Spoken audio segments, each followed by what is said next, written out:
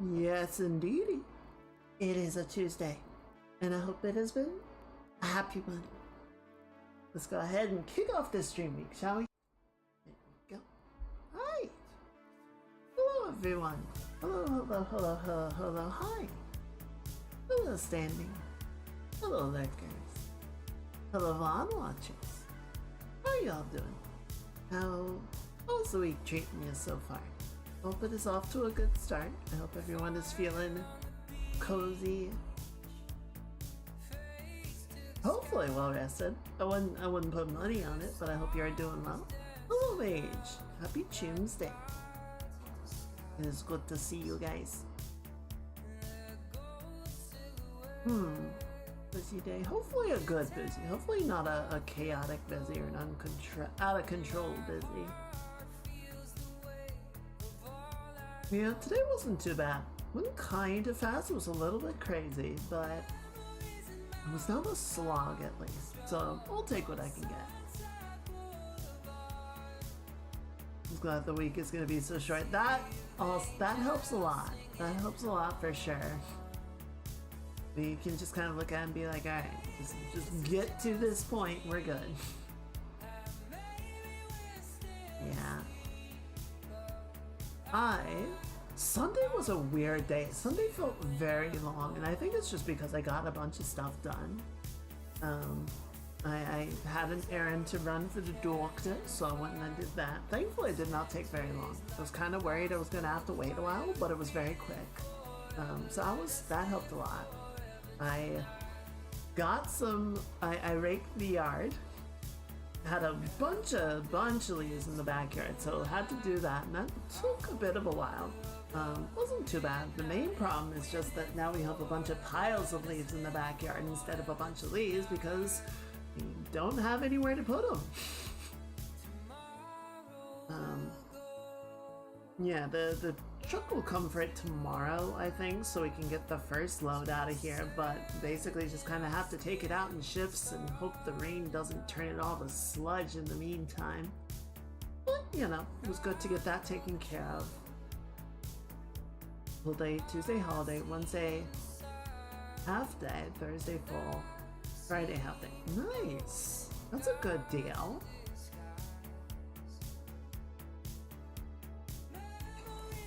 Yeah, unfortunately, it's a full week for us. We do not have any holidays today. But I was talking with my lead, and I checked my PTO reserve, and it's like, I should spend some of this. So I'm probably just gonna take the last week of the month off entirely. You know, it's gonna be Thanksgiving, so it's gonna be a half week anyway. A bunch of people are gonna be heading out early. I'm just like, what if I just didn't? What if I just peaced out? Hello, Sonic. Happy Choomsday. Hope you're doing well. Hope your week's off to a good start. Yeah, got a bike ride in. It felt so weird though, because I did all of this and I got the bike ride done, and you know, the sun was going down, so it's like, alright, well that was a full day of activity. We got a lot done today. What do you mean it's like 5 o'clock? What do you mean I still have half my day left? Where the fuck is the sun going?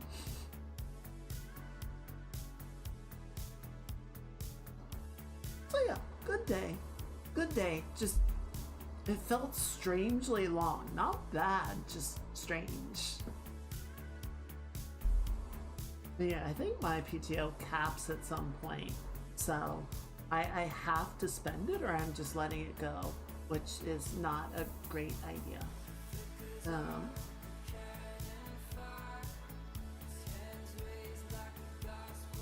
Yeah, it's been pretty good. What has happened? Got some good drawing done. I had like an oh shit moment today of realizing, because I want to get a bunch of stuff ready for December, right? And I realized it's like, well, that's like 3 weeks. I should start that now. So I started sketching up some stuff just to make sure that we have a good runway on getting everything done in time. I don't think it's gonna be a big problem. It was just kind of like an oh shit moment.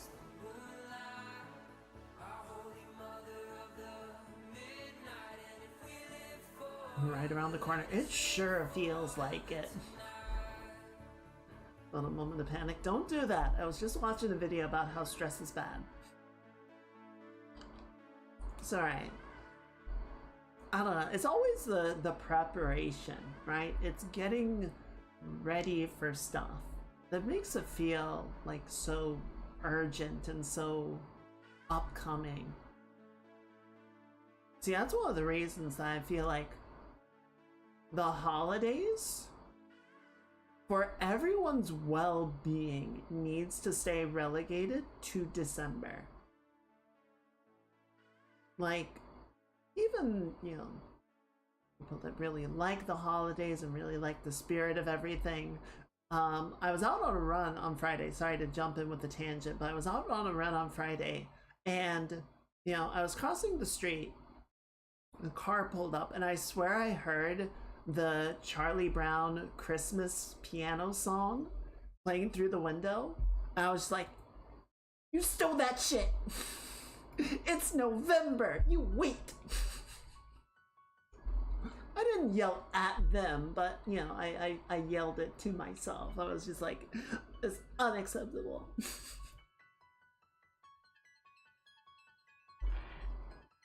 I don't know, the holidays are so stressful for so many people, with all the preparation, the shopping, the scheduling, and I feel like it's enough to have to deal with that for an entire month. Trying to stretch that out over 2 is just like, I get stressed worrying about the effects. It's a vicious cycle. There are high expectations, and especially, if you're, like a group or a family or whatever that really like has a lot of, expectations about, the holidays being as grand and magical and jubilant as possible. It takes preparation, it takes work, it takes planning, and it's just like, fuck it. It's not worth it. And then of course, you have like all the expectations. Like, it's the same problem with weddings, right? There's like, everything has to be perfect, and if something isn't, then it's a disaster and a crisis, and it needs to be dealt with and or executed. And it's just like, or you could just enjoy yourself.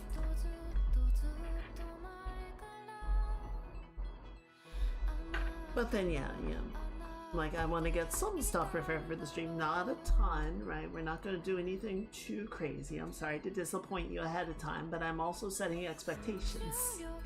So there's going to be some stuff planned for that.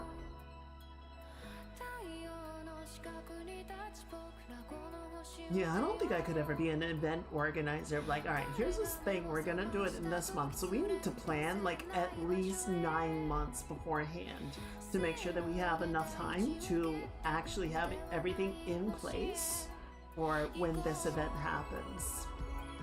And a lot of times it's just for a weekend, right? You put all this effort in, and then 48 hours blows by and it's gone. It's over. And you're like,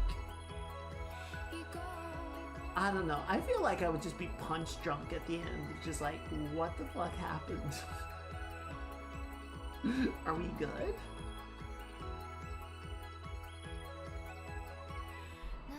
So I don't know. Like, honestly, we're getting into holiday season as we get closer and closer to the start of December. Remember, take some time for yourself. Remember not to stress things, right? It's fine to make plans. It's fine to be excited and want to do stuff, but I think it's also important to just remember to let it roll when things don't go quite the way that you want it, and if you can't get something in time, it's like, alright. It's alright. It's gonna be okay.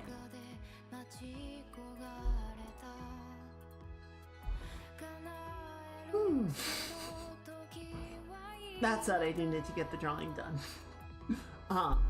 I do need to get the D&D stuff I was talking about prepared, so I will do that. I'll probably try and have that ready for Thursday. It's not what we're going to be working on tonight, obviously. Tonight, I want to do another gift art piece. I have two in mind that I would like to do. So, one, we already started a while back, so we're gonna sort of return to it and finish it up, so to speak. Actually, go through the process with it. I don't think it'll take too long. We'll see.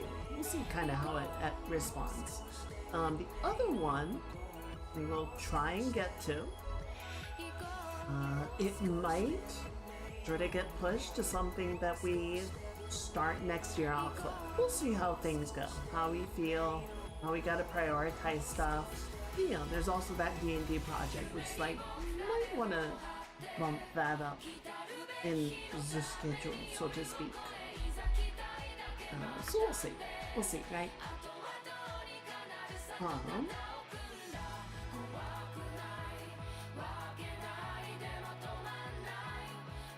Yeah, I think that's about all that's going on.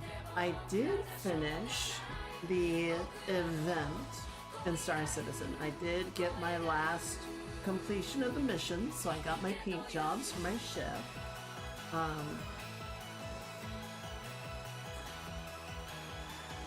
think we need to figure... There's still issues with the performance of the game. Obviously, there's like frame rate issues and all of that. There's desynchronization issues, but there seems to be a persistent problem with the game, and I'm not sure how to get around it. Which is, the servers seem to degrade over time.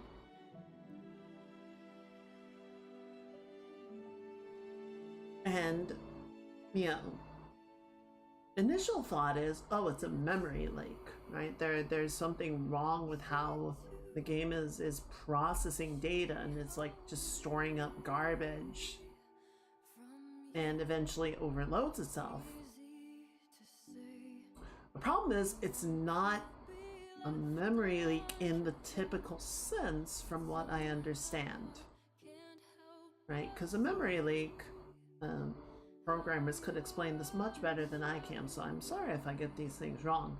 But essentially a memory leak is, the system sort of runs its processes, storing stuff to memory, and then it doesn't properly dispose of stuff once it's done with it.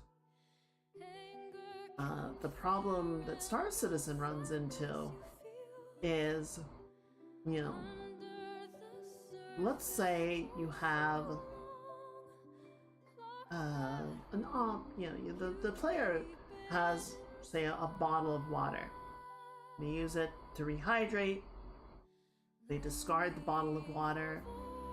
They just chuck it off somewhere, which is the thing you can do. And it sits there for a while. Like, I don't know how long garbage objects like that sit for, but it doesn't disappear instantly. It doesn't just get erased from your inventory. It doesn't get erased from the system. Ships get destroyed and the wreckage sits around for a while. The really bad one, even worse than wreckage, is people just leave their ships lying around, right? So like, say you go to a bunker and you get killed there, you respawn.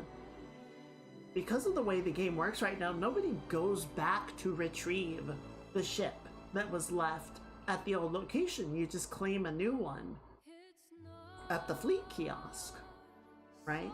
So now you just have a ship persisting in the world with all of its complexity, and the game needs to keep track of that thing for an undetermined amount of time. And that just continues to accumulate over time until the server is just tracking so much shit that it's like, I'm just gonna go die now. So they need to figure out some way to manage that better, I think. It definitely shows up in the game in like missions not working correctly. You know, a lot of the event missions, like the Polaris, the ship that you're supposed to take down, would just never appear. The objectives wouldn't activate properly because I guess it somehow sort of translated into too much going on, and the tracking system didn't know sort of where in the event queue it was supposed to be, and it just broke.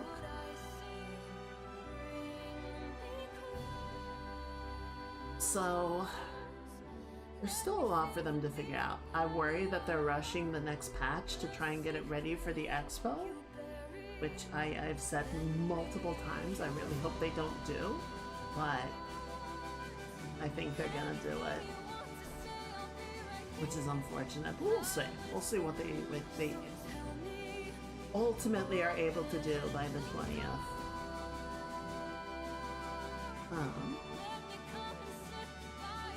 Yeah, I was able to get that done at least, so that's good. I don't know, it's kind of nice to be enjoying the game again. Problems and all. It certainly still has many problems, but it's in, I want to call it a better state than it has been like a couple months ago. I want to say it's better.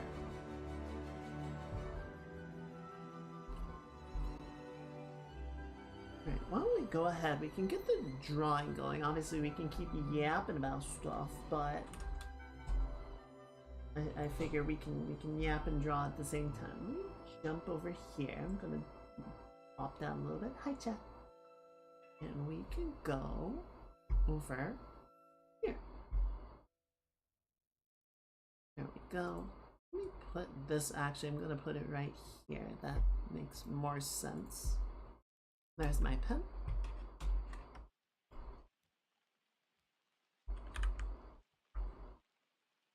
Okay, so this is a sketch that we got to before. It's okay, but I kind of want to go over it again. I wanna sort of take the approximate idea that we have here. I want to make something more expressive, shall we say. Also will fit a little bit more closely to like the size of her tail, because it is a very large tail. The point that I think I even want to sort of start with that thought.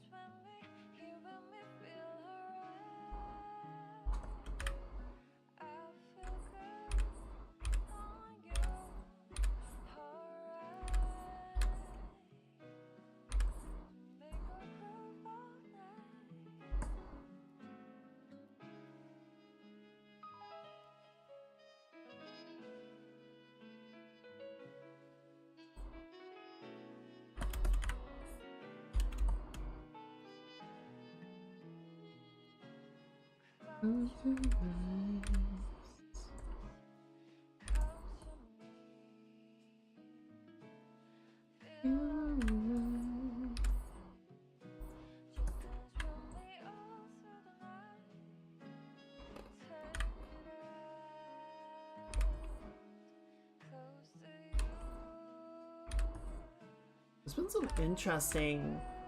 So they're running through the engineering tests.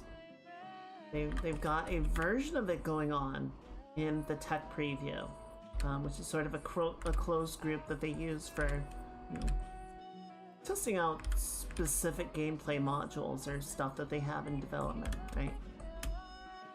They have a couple of different like tiers of test groups and access groups, you know, And some of it makes sense, because a lot of people like myself are kind of just there to play the game. We're not necessarily providing the most in-depth feedback or, you know, stress testing the game beyond just sort of including our presence in the general population and giving them some data on how it performs with that, with us being there. I'm actually going to separate this off into a second group.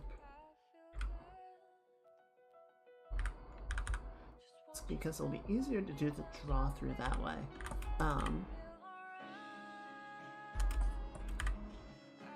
So yeah, the tech preview group, you know, is sort of like people that have demonstrated a more willingness to actually sort of get in to do like focus testing on stuff.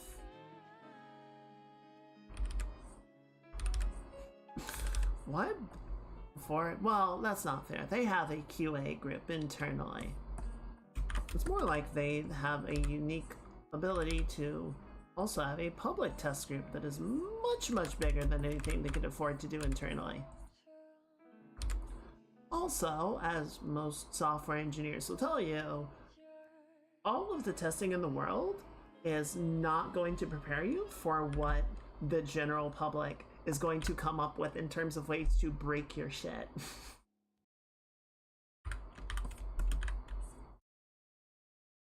Was the favorite one of a QA tester walks into a bar. He walks up to the bartender and orders a beer. Orders 2 beers. Orders 99 beers. Orders -1 beers. Orders the square root of 47 beers. A user walks into the bar and asks to use the bathroom. The bar burns to the ground.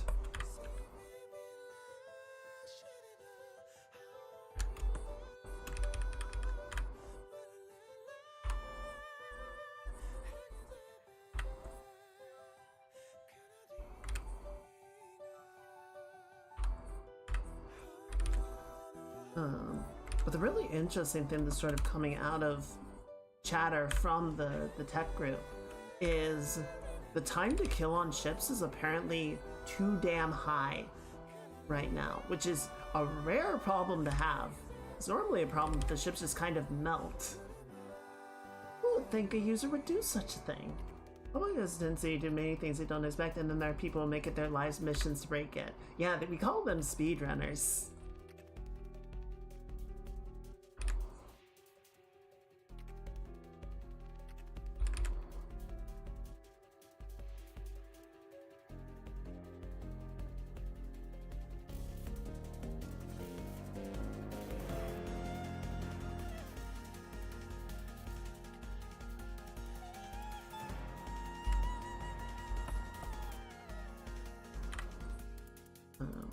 But yeah, apparently even like single-seater fighters are able to take insane amounts of damage and disengage and escape. Which on one hand is a good thing, because it does seem like the ultimate intention is for that, you know, death and ship loss is going to be more consequential down the line, right? So they don't want it to be too easy to die or too easy for your ship to be completely destroyed, because that's going to be, you know, notably detrimental. But there's a balance of strength, right? You can't have it where every ship is seemingly invulnerable for absurd amounts of time and absurd amounts of damage and abuse.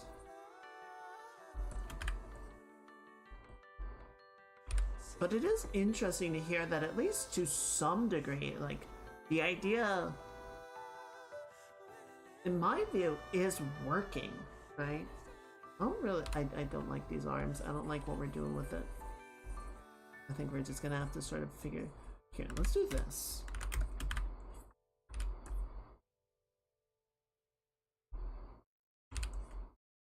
figure out where the hands need to go.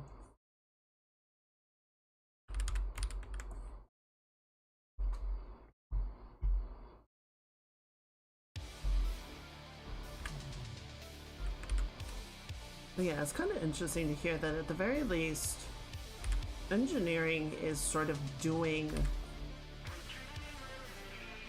It is doing the intended thing, right? It is making the ships harder to kill. It is making the maintenance and upkeep of them a more centralized element.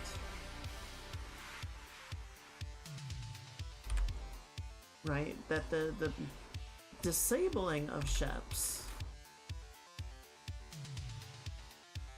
is gonna be sort of the path to go over just outright destroying them in a lot of cases.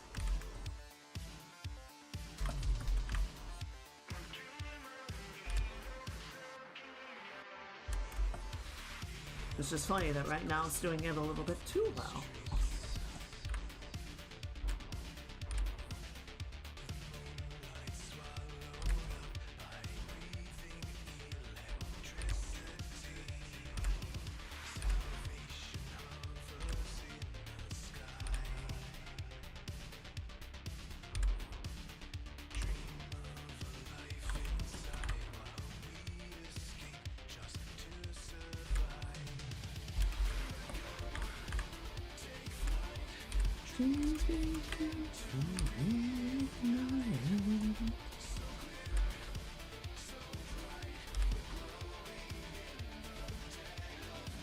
Okay, I think that's starting to work a bit better.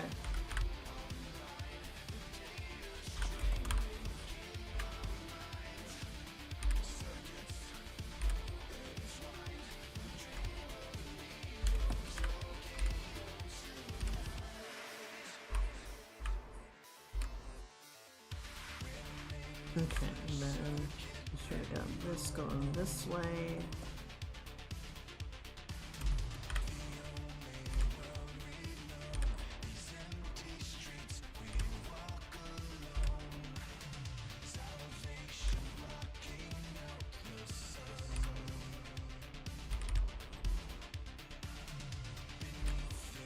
I was thinking the other day, you kind of have the two classic sci-fi franchises, right? You got Star Trek and Star Wars. And Star Trek is often sort of pointed at as being the more grounded,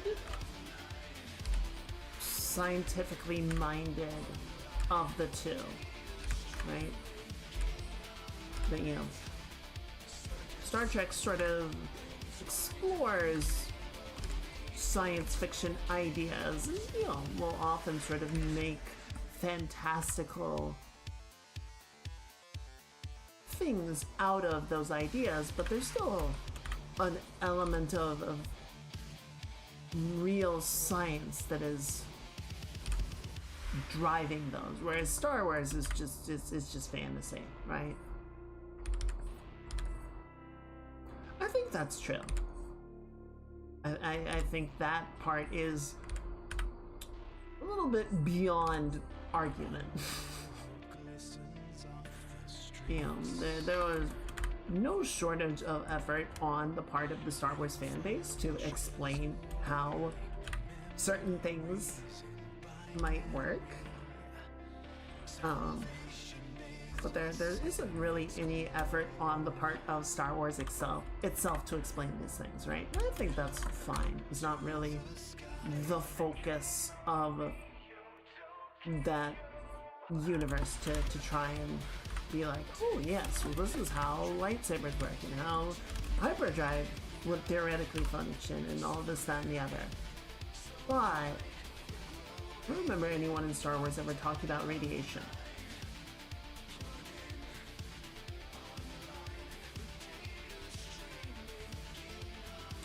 In episode 7, Rey says something about flooding the ship with, I don't remember if she said gas or radiation.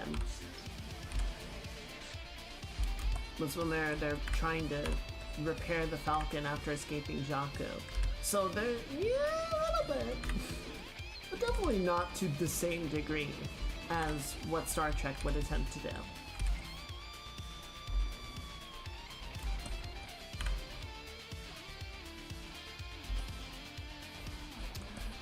But what I find really interesting is almost sort of working against the notion. I feel like Star Wars is the one that often shows the industry of the universe in a way that Star Trek rarely ever attempts.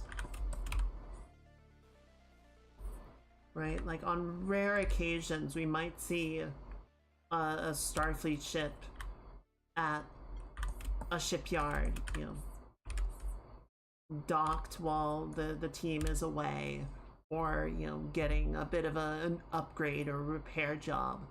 But I feel like every Star Wars movie and show and whatever else has, you know, depicted the ships in the hangar getting worked on, getting repaired, getting outfitted.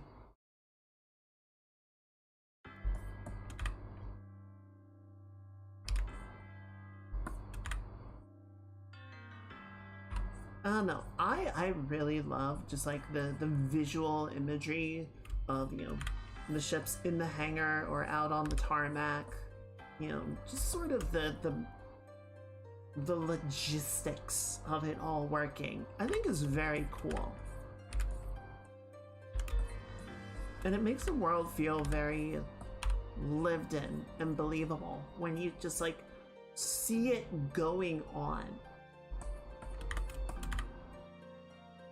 I think part of the limitation, it might have been, you know, in part because Star Trek was a show and had a TV show budget, which has never been super high, right? Is, you know, I think they had a very smart formula with the original series of, we're gonna have the ship that is going to be out on its own on a multi-year expedition into deep space, exploring and patrolling and having adventures. Because, you know, one, not only does that let you do flavor of the week content, but it also means that you rarely ever have to depict other Starfleet ships, and you don't have to show how they're all working together and where they get their resupply and their rearmament, and fuck it, everything's replicators now. You can just make more torpedoes using the replicator. You don't have to think about it anymore.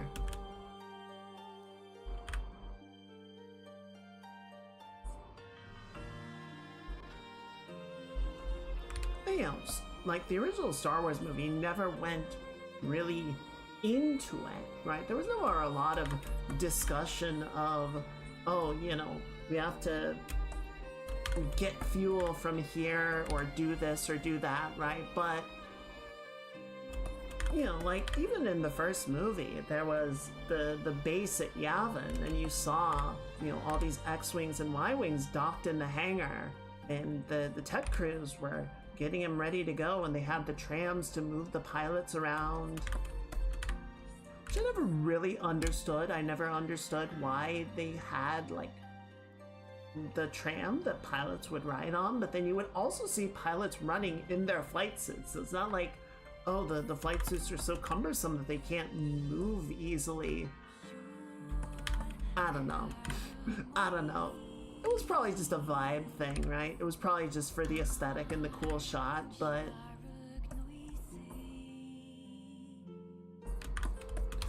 honestly, I've never... Do aircraft carriers have trams? I know aircraft carriers are insanely huge vessels, and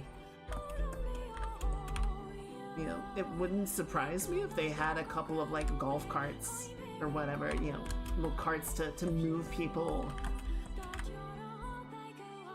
going to different concourse for Connect Play. Yeah, essentially that vibe, but it never seemed like they were going far enough that that would be a problem.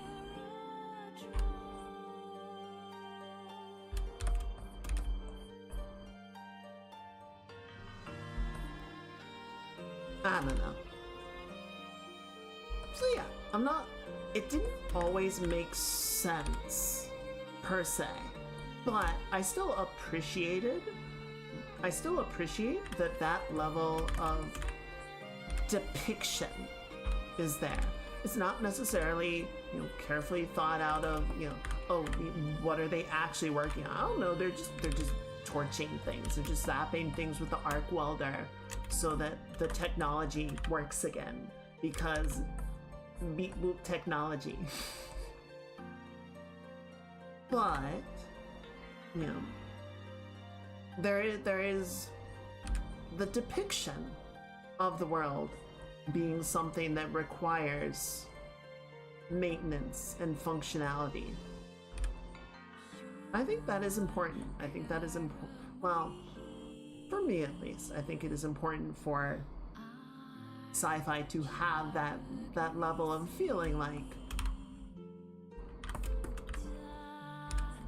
this exists by a rulebook. It's not just a bunch of stuff that's sort of happening.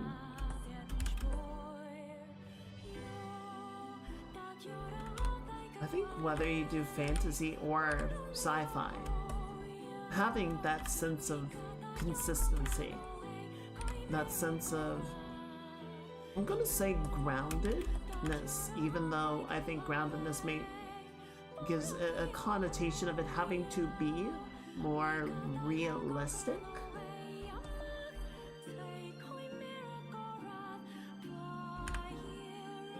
There was a book series that I read a long time ago. I believe it was called the Temeraire series. Essentially, it was the Napoleonic Wars. Was it Napoleonic or 30 Years? It was an Age of Sail war. I guess it was 30 Years War. But there were dragons in this world, right? What if the 30 Years War, but there were dragon riders?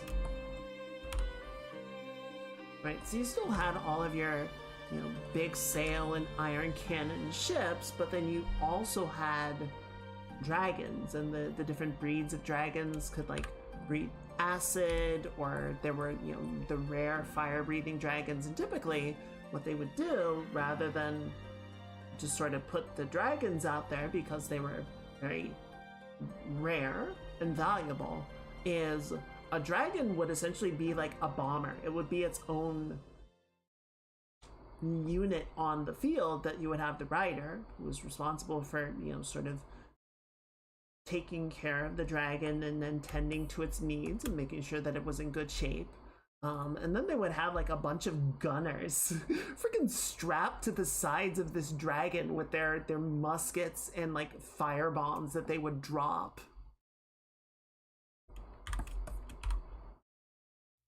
But, you know, there was a lot of consideration of like, how does this world work with this factor? How do people regard the dragons, and how does the Royal Navy sort of factor them into their plans and maintain them and take care of them?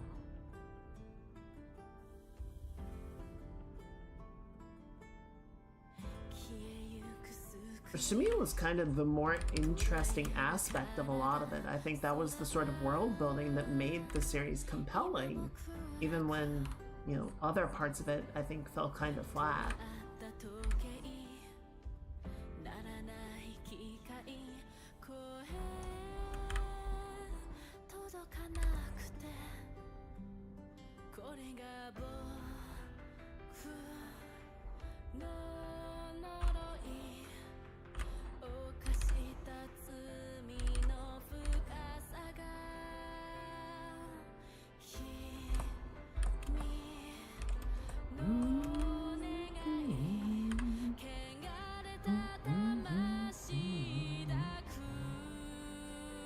Okay.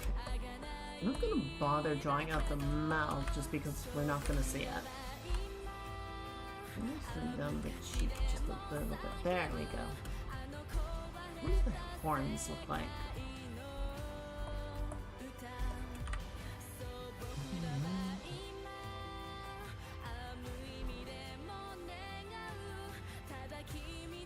So yeah, it was an interesting sort of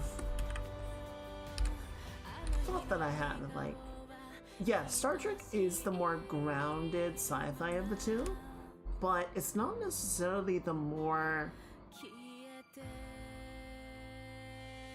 It's not necessarily the more realistic in the way that its world is depicted as working.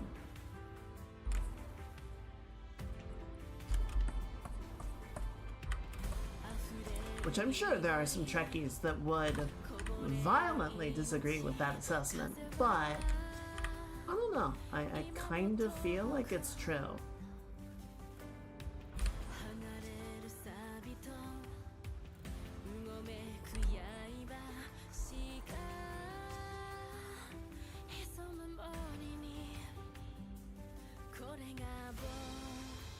And I will go so far as to say that I would love examples to the contrary. I would love to see examples of how Star Trek sort of depicts the day-to-day of the universe. Because I think it has a lot of potential to be very interesting, but I don't know that it ever really went that in-depth with it, you know?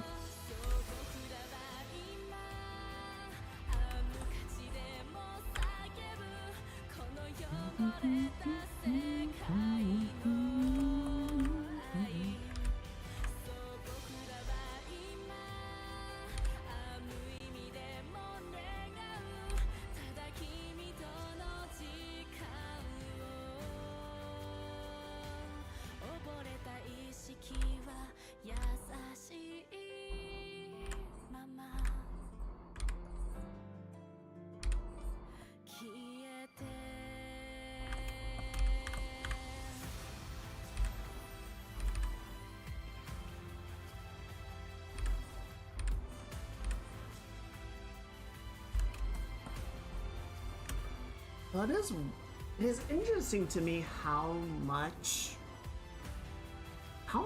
fiction, how much media is still driven by World War II, right? Like, obviously stuff like Star Wars was really sort of influenced by, like, the Dam Buster Raid movie. You know, the World War II serials of the time, Flash Gordon. The list of Star Wars' influences are well documented at this point.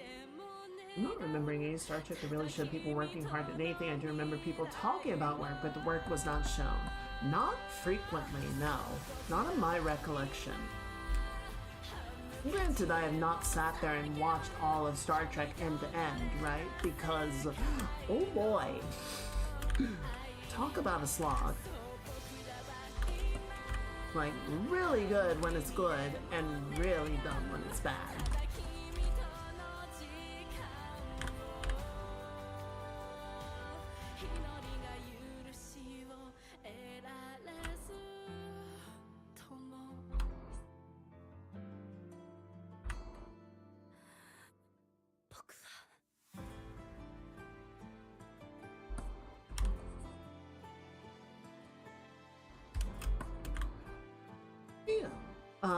But like, you have Battlestar Galactica, you have Star Wars, you have Star Trek, even Star Trek. Like, Star Trek does a lot of really interesting stuff, which...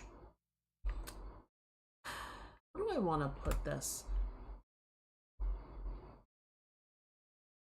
That must be a very challenging series to write for, because even in the 23rd century that the original series is set in, much of human space kind of exists in a post-scarcity society, right? Like the idea of currency is largely irrelevant. Replicators kind of just let you make whatever you need. Transporters make local commuting effectively irrelevant, right? And that's kind of where the World War II thought comes back of, you know, at a certain point, we still need to have ships flying at each other and shooting things, be it phaser bolts, phaser arrays, or photon torpedoes. It's like, why didn't they just transport bombs onto each other's bridges? Why didn't it become like an arms race of who could create the longer distance transporters so that you could get the drop on the other person and just like boop, and they explode?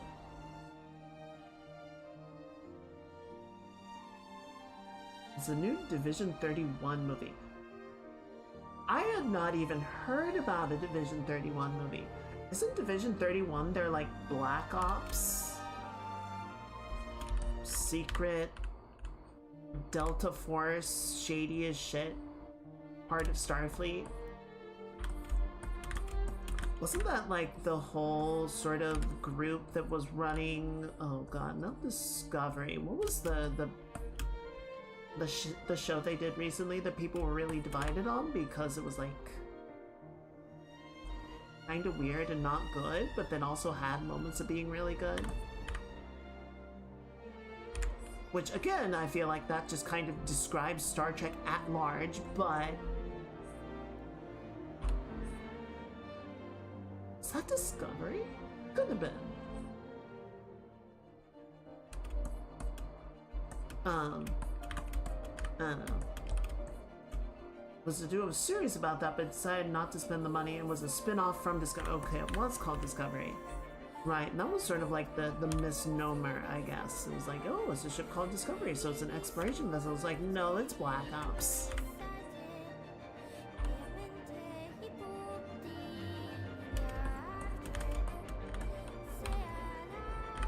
Okay. Yeah, probably for the best, if I'm being completely honest. I don't think that needs its own thing. Again... Okay, so there is a distinct difference, right, in the overall, like, tone. The Star Trek has always been, I think, very optimistic, right? It has always sort of looked at a future that is better than what you might otherwise expect, right? And yes, Star Trek goes into some pretty dark places, both in terms of its writing and its timeline. I think that is necessary because you kind of, like, it's fine to be optimistic when times are good, right? The real test of character is when you are confronted with existential crisis and you see how strong your morals hold up.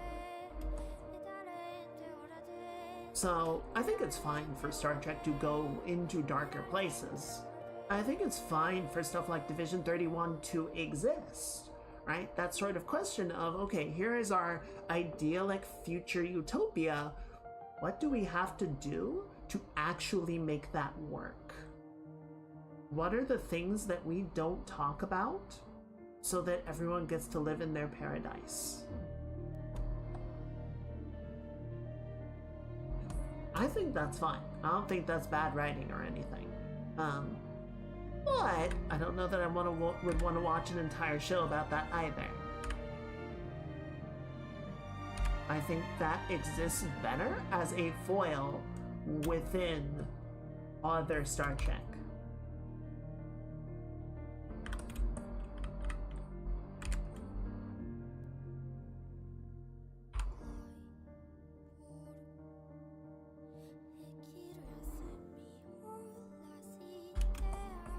You know, that's the sort of thing that you would see Picard grapple with, of, you know, we're out here on a mission of peace and discovery. extending the goodwill of the Federation to new peoples and expanding the knowledge of the human race and all of our allies. But also, there's the Borg, and we need to have contingencies in place for the Borg. And there's the Cardassians, and sometimes the Klingons will just decide that they want to start shit again. Right? So, as much as we want to have everything just be hunky-dory, grand good all the time, yes, thank you. Computer Earl Grey hot. Sometimes I actually need something, someone, to make sure that those questions, those problems, are being resolved. But again, it's not really an entire show. That is a better sort of point as a debate for the characters to wrestle with.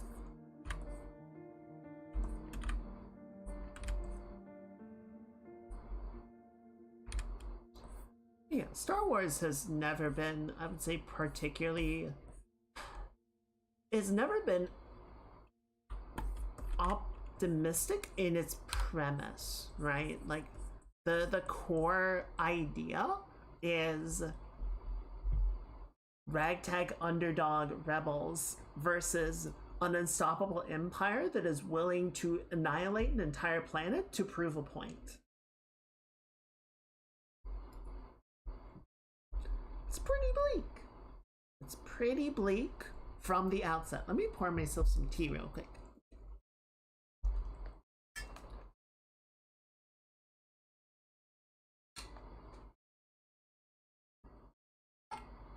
And then, yeah, the optimism of Star Wars comes not so much from its premise or its setting, but from how it tells the story, right?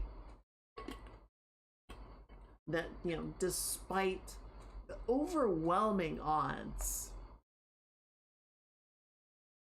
a handful of people can make an incredible difference through, you know, force of will. And, you know, never giving up on what they believe in.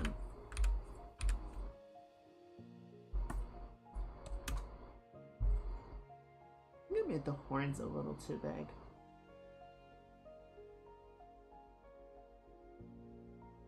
It's fine. Okay, let's get rid of the old sketch. Yeah, that's looking much better. This has a bit of a more natural flow to it, I think, than the first attempt. Alright, and then we're gonna knock this back and bring this back up to the foreground. Yes. How big is this? This is a big ass tail.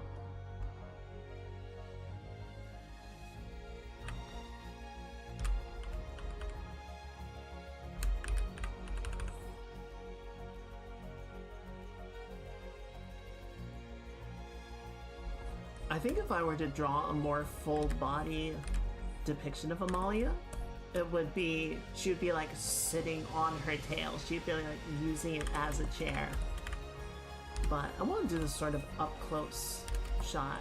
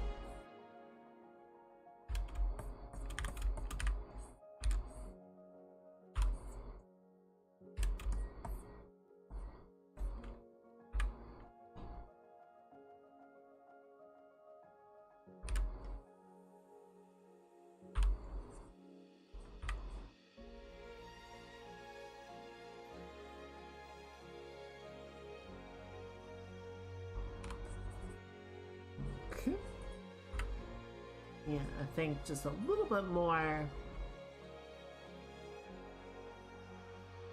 anatomy in the hand, a little less sort of simplification. So like you can have the index and middle fingers be together, but then just sort of given the size of the tail and the positioning of it, the other two fingers are going to sort of curl over the top like that, right?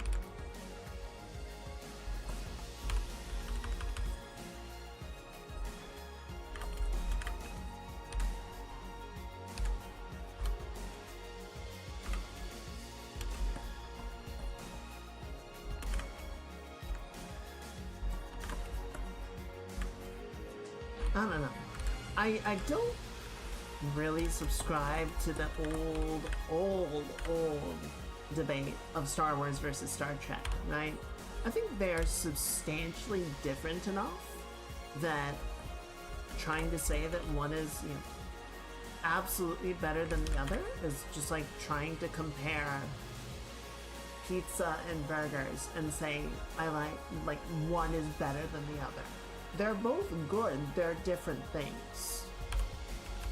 I think it is worth it, you know, especially looking at it from like storytelling perspective, a world building perspective, a narrative design perspective, to look at both of them and say like, well, here's how one is working and then what it focuses on, and how the other one works and what it focuses on, and you know, where each of them is sort of more and less successful.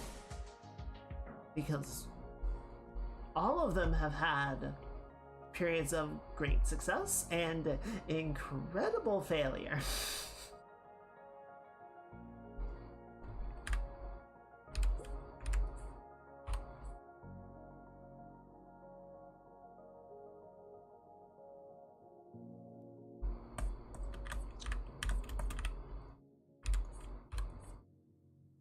It doesn't really...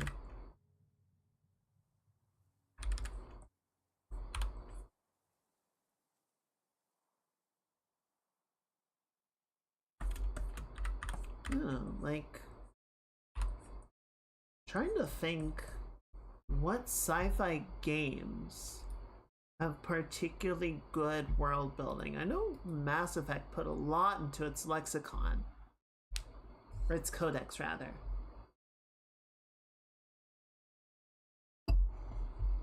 So if you really deigned to dig into it, there was a lot there if you really wanted to look. Elite has a timeline, and it's not bad. If memory serves, I kind of feel like there's a lot of it that's just sort of like, yeah, nothing really important happened. It was just kind of there. People kept on keeping on. It's like, really? Yeah, the Federation and the Empire hate each other. It's kind of the main thing you need to know. Like, they hate each other, but neither one is, like, willing to commit to all-out war because it would just be impossibly devastating and costly, and so it just doesn't make sense. But they really hate each other. Yeah, they'll fund a little proxy war here and there.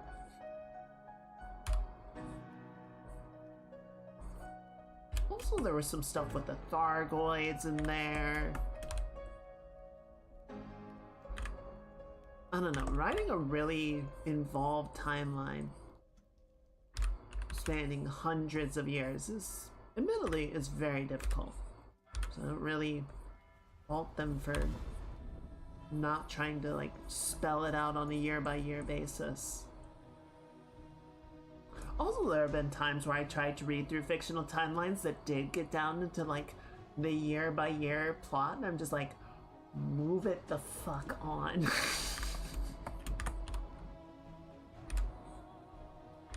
I'm not going to remember the name of every, you know, prime minister or president for the last 400 years.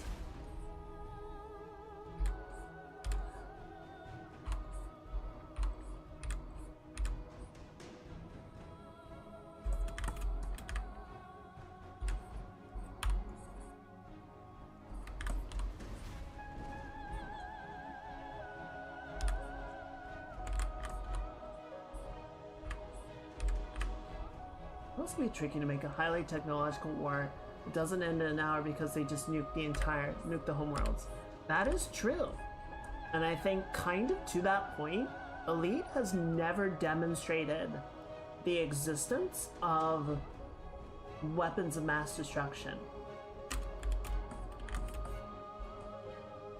Maybe because, sort of to your point, they hit that realization of, we have the technology that if we wanted to, we could just end everything.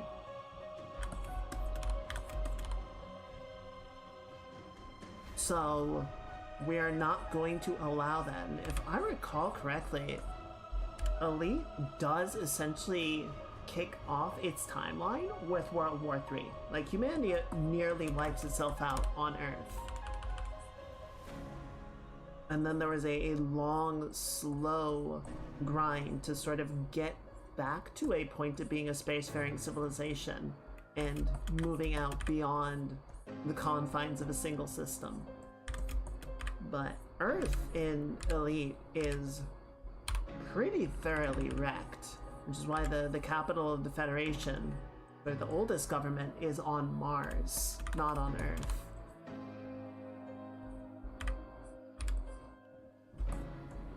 Like, there are still billions of people that live on Earth, but it is a shadow of its former self.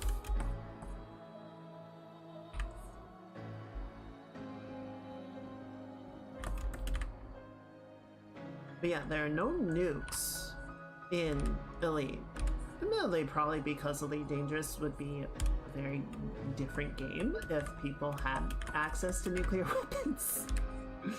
But yeah, there's no nukes, there are railguns. There are railguns that you can mount, but they're not especially more powerful than other things. You know, there's no mass drivers, there's no colony drops. Because it would just be craziness, right?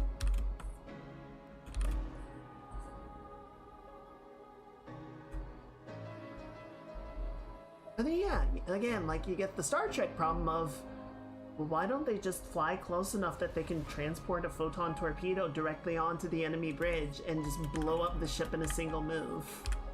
Why do they have to do this whole thing of, you know, phasering each other's shields, and then the shields slowly wear down and they can start actually damaging the hull? It's like, or you could just blow them up.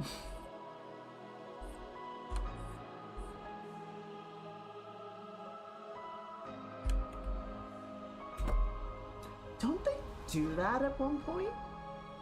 Don't they just transport a bomb onto the enemy ship and blow them up? I feel like that's a plot point somewhere.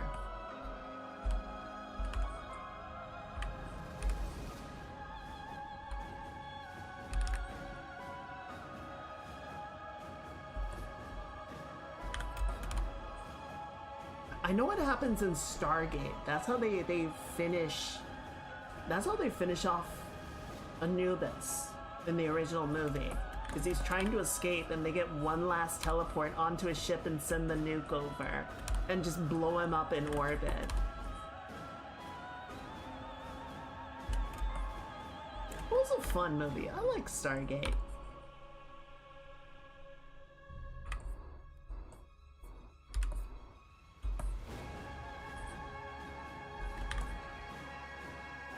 I just had the terrible notion of someone realizing that Stargate exists and trying to remake it. Like, trying to restart that franchise, and I don't want them to. I feel like Stargate was a wonderful product of its time and should be left where it is.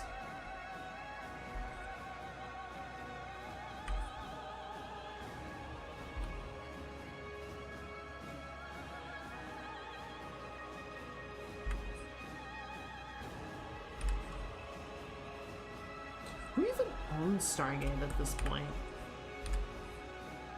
Well, let's see. Last it was on Sci-Fi Channel. I don't even know who owns Sci-Fi at this point. It's probably Warner Bros? It might be Warner Bros. Shit, they're desperate enough. They'll do it.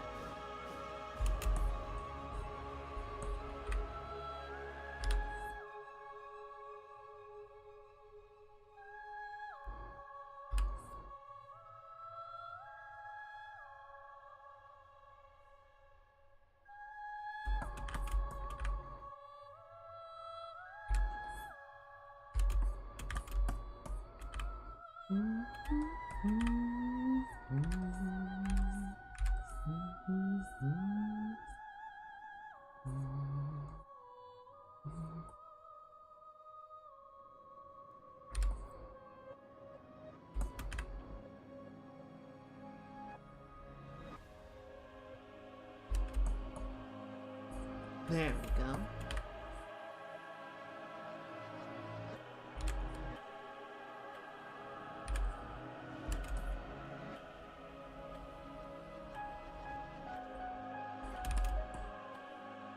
Amazon MGM Studios owns it after acquiring MGM in 2022. Oh, so Amazon owns that. Yeah, I don't think that's better. I don't think that improves the prospects at all.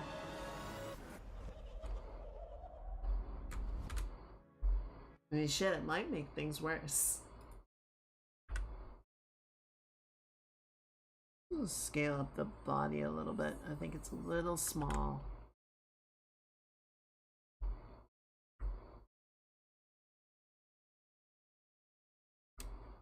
Yeah, it feels a bit better. Then maybe make the tail a bit bigger as well to compensate. Yeah, just nudge it down a little bit so you still see that eye. Good, I like that.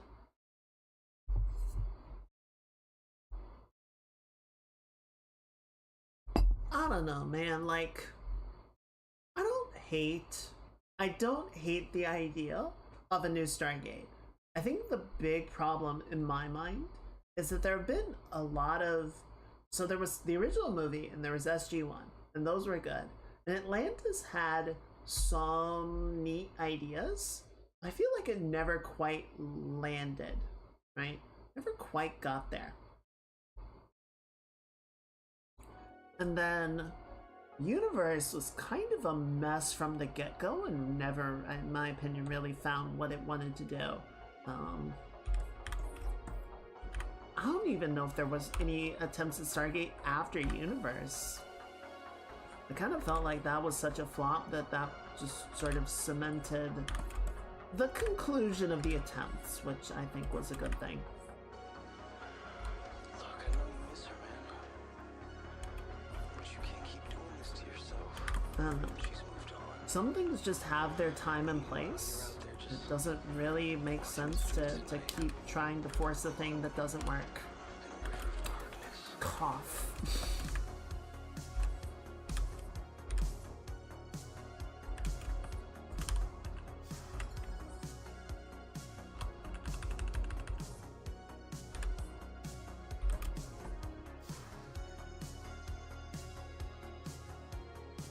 Alright, I like this. I like where this is at.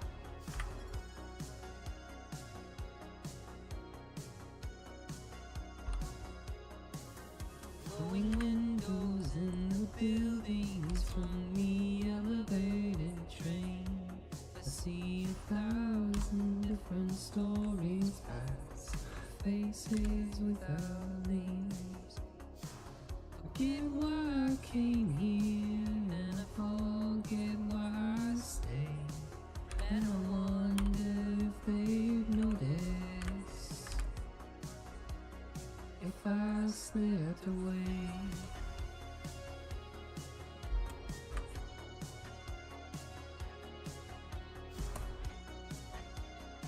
Good.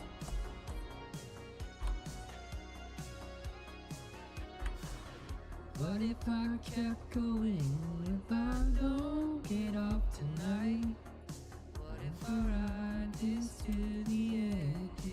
Alright, I'm just gonna take a couple of seconds. Gonna close off some of these shapes so that we can fill properly.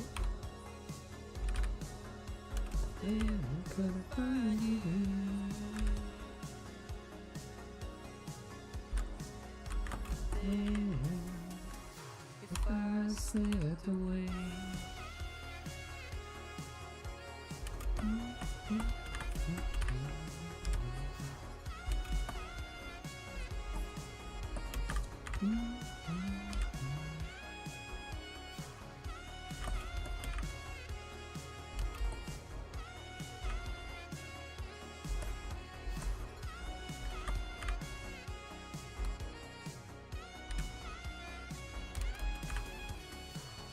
What if there's no answer? We're all just hearts that have to fight through the dangers of the rapids, through the darkness to the light. That work? Good.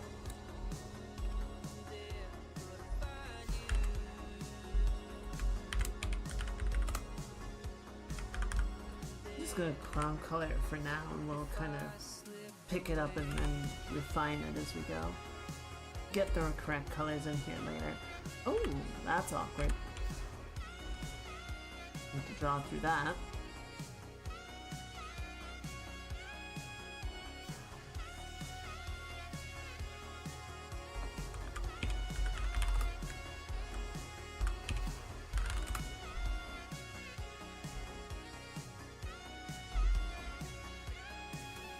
Is this gonna work? I would be amazed if this works. Oh, look at that. It's actually not complete shit. Alright, I can take that. I can work with that.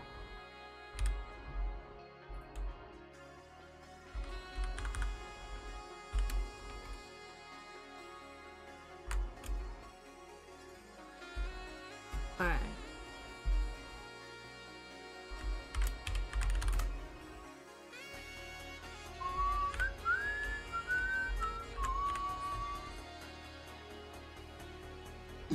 Are you guys ready to melt your eyes?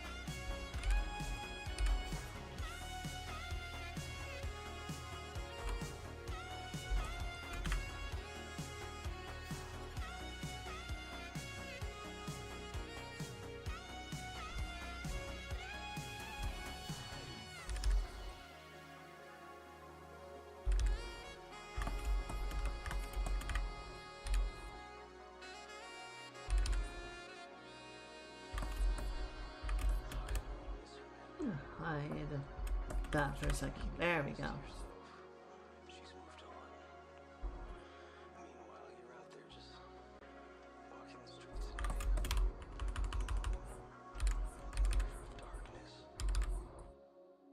Alone. Of darkness. I guess if we're sticking strictly to sci-fi, let's say, because if we go outside that, it's gonna get really crazy. What is your guys' favorite sci-fi universe?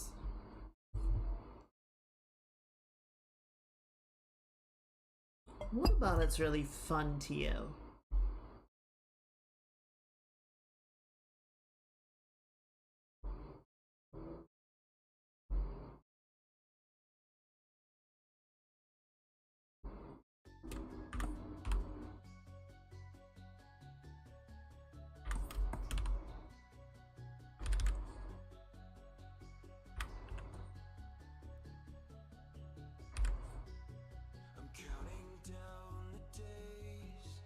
Let me know down in the comments.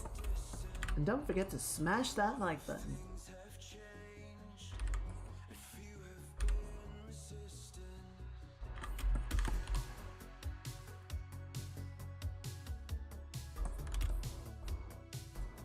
I'll just leave that there. That's fine.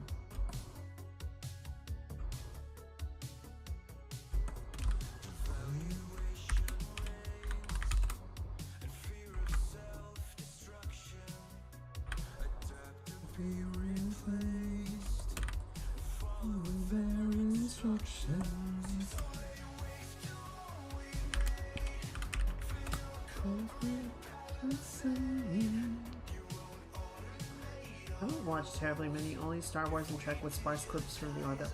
I still should check out the Orville. I've heard it's surprisingly good.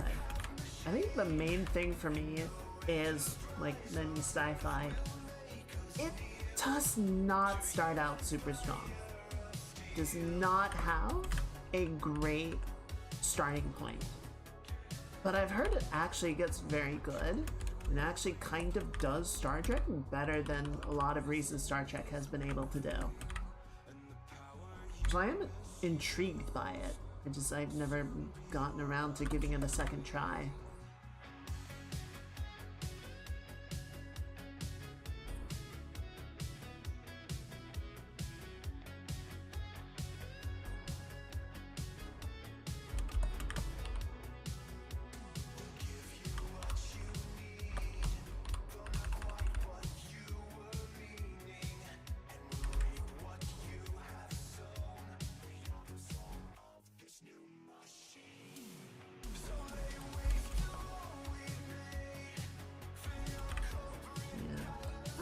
Like,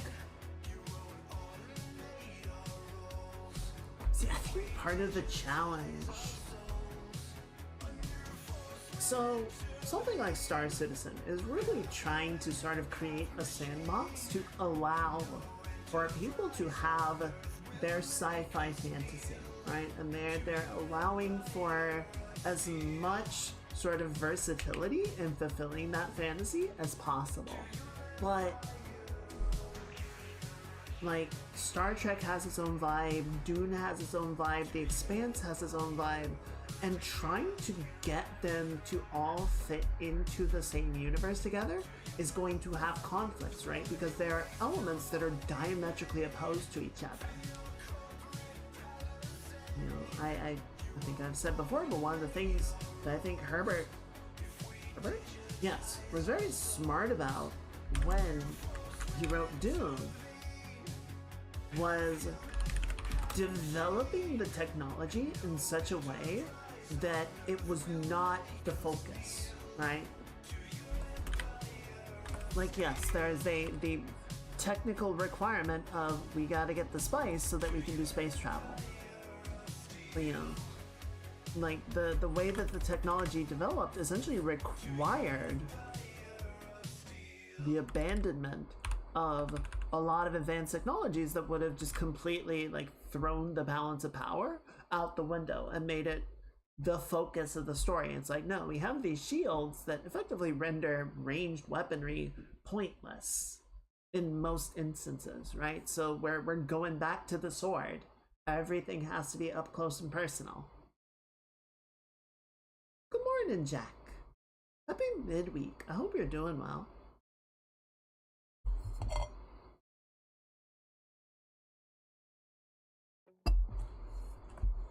Jack, what's your favorite sci-fi?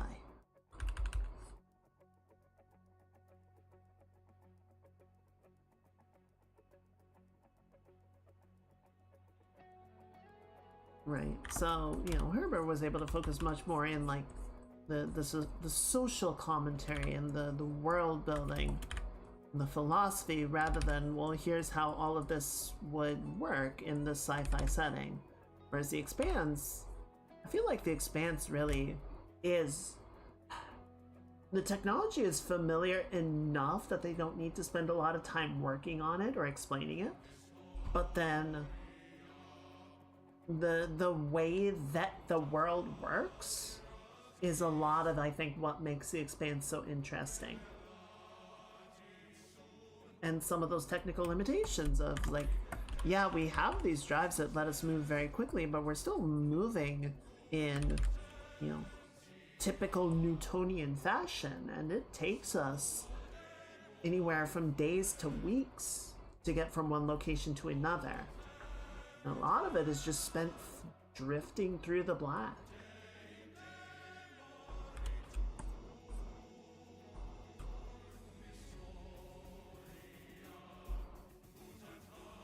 Until, you know, like, the proto-molecule shows up, and then that kind of throws a fucking nuclear wrench in everything. And you're like, uh-oh.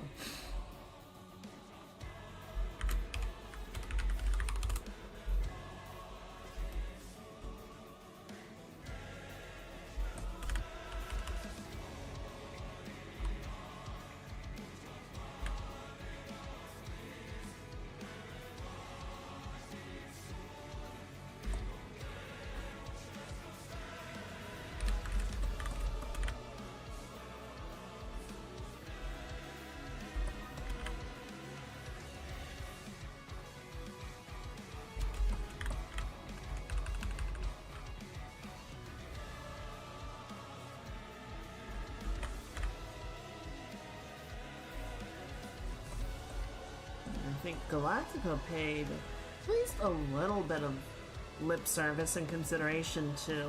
Alright, we have like 50,000 people in this flotilla of ships. And, you know, people, quite famously, need food and water to survive. And they need waste management. They can't just sort of be these like static actors that exist only for dramatic purposes.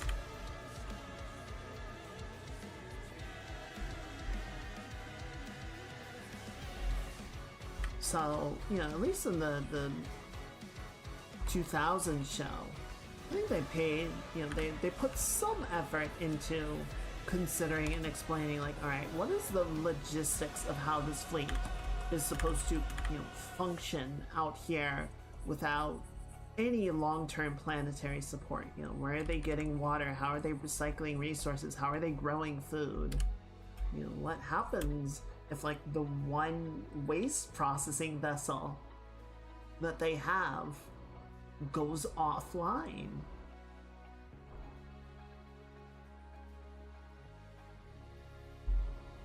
Because, spoiler, that's kind of a big deal.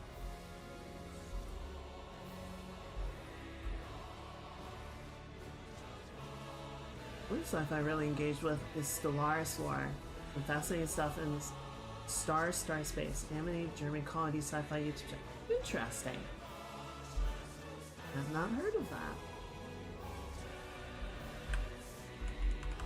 But yeah, that's totally fair. Like, I think if we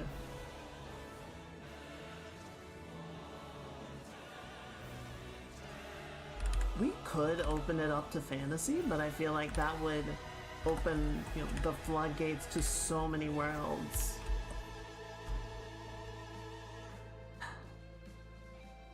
I do feel like, and I'm gonna go ahead and bring it up just for a moment. I feel like a lot of fantasy, sort of to the waste process point, most fantasy writing that I am aware of does not talk about shit.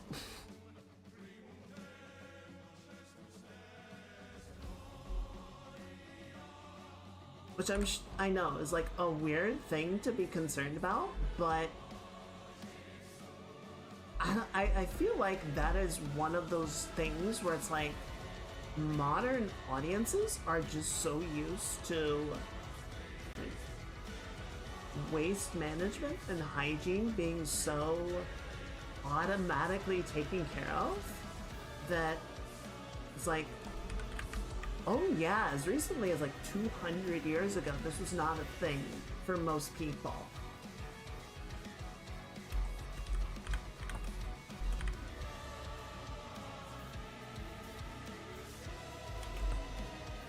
It's like a few years ago, OSP did a video talking about how just like absolutely ubiquitous speaking stones and methods of instant communication have just permeated fantasy settings, be it D&D or in books or TV shows. Like, the audience is so automatically trained to just be used to instant communication that it's sort of expected that people in their fantasy settings would be able to do the same thing, even though a lot of the times it's like, yeah, but these guys, like, don't live in that world.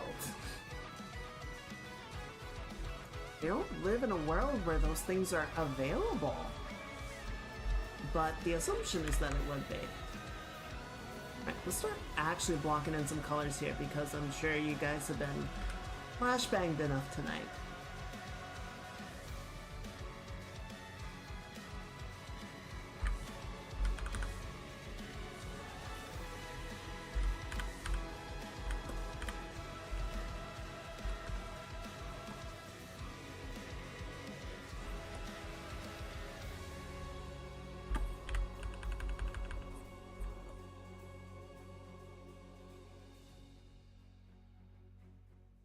Remember, even sci-fi is guilty of this. right? Because all communication technology that we have in the real world is limited by the speed of light. At best, information can be translated at the speed of light, which in the context of a single planet is near instantaneous, right? At most you get a couple seconds of delay, which mostly comes from the actual processing of the information rather than the transmission of the data.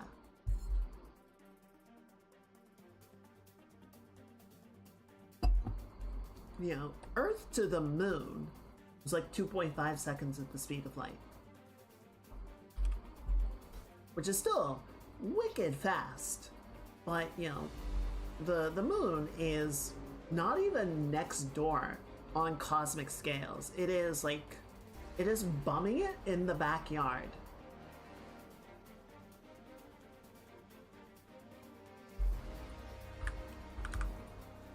To get to Mars, I believe, is 14 minutes. Or is that round trip? 14 minutes might be a round trip, Earth to Mars and back. But, you know, Earth to the Sun is 8 minutes. And the nearest star is 4.5 years.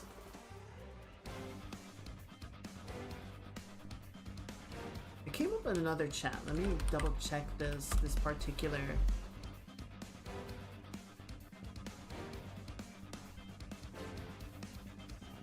Yeah, so the Oort cloud is theorized to be billions of icy planetesimal surrounding the sun at distances ranging from 2,000 to 200,000 AU, or 0.03 to 3.2 light years.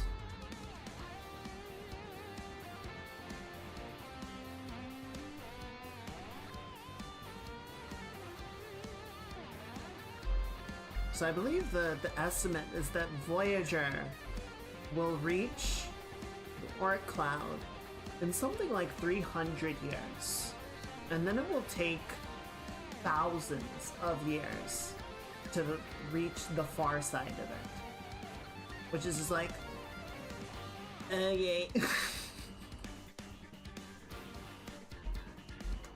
But I bring it up because the expectation of audiences is that communication is going to be instantaneous, right? Like, whatever technology exists in our sci-fi setting is just going to compensate for the absurd distances, and we'll still be able to communicate like it's a phone call. Yeah, so far Voyager, as you say, it is the farthest thing out there, and we are still technically within our backyard. And we're like, neat, rocks and gas. To be fair, it's very cool, rocks and gas.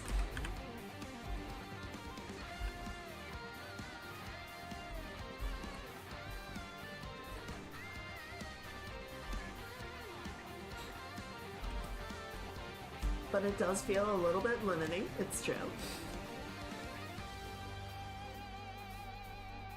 It does feel a little stifled. You know, what is the technology? It's like, electron bonding or whatever, quantum tunneling. Or essentially, like, you can sort of link two particles together, and they can, like, changing the position or configuration of one will instantaneously change the configuration of the other. Like, they're essentially the same thing. They're the same particles somehow existing in two places simultaneously, which is a crime against God. I'm gonna go ahead and call it, but also very cool.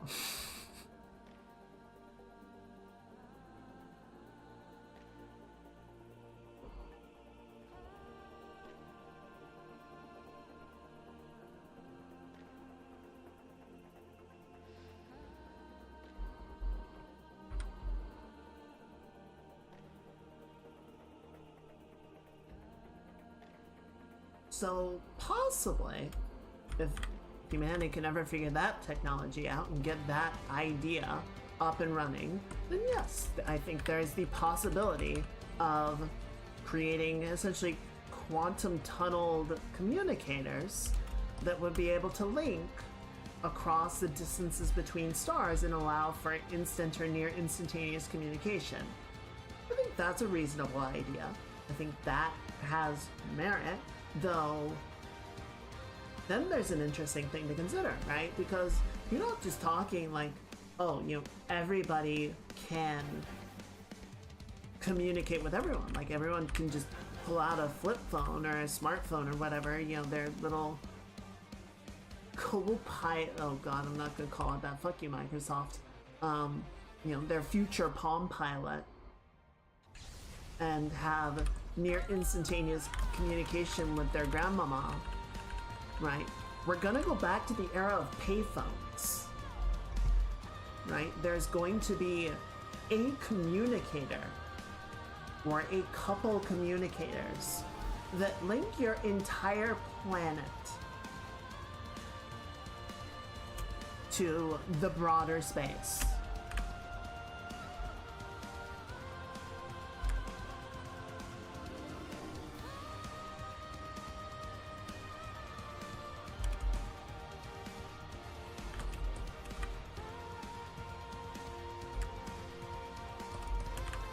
I mean, then yeah, having ownership or control of those is going to be pretty important. I imagine it would be anyway.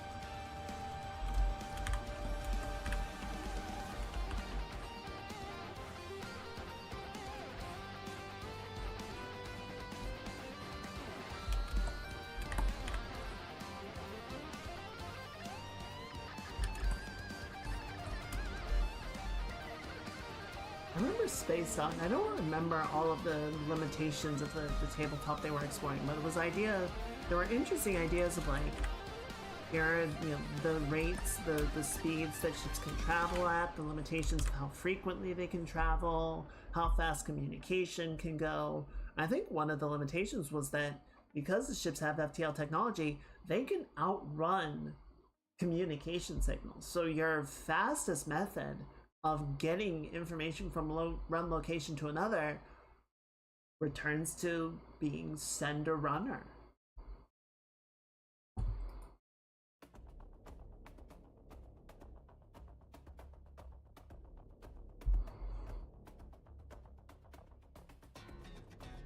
Oh, I almost didn't get the tail. I want to call the Quantum Tunnel Hub my plan to call my grandma across the galaxy. Exactly, you have to connect to your tunnel operator to make a collect call in the Tau Ceti system.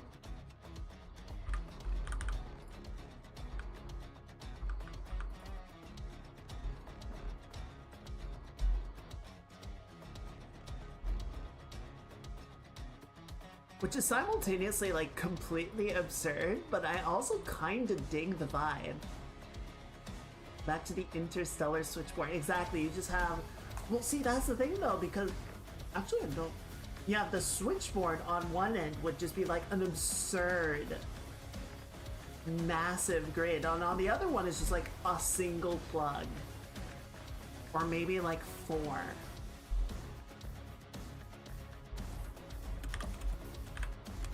I don't know. I kind of like it. I kind of like the idea.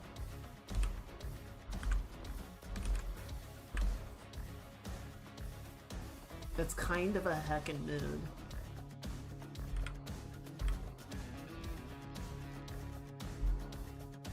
And yes, one very tired operator responsible for all of it.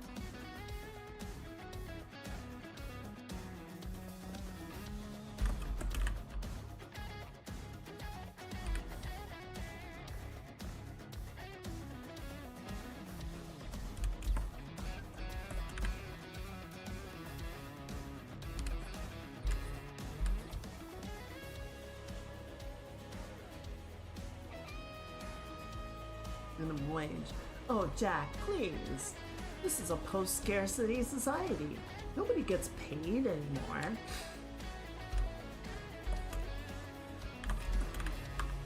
Everyone just does their jobs for free. Of course. It's an enlightened time.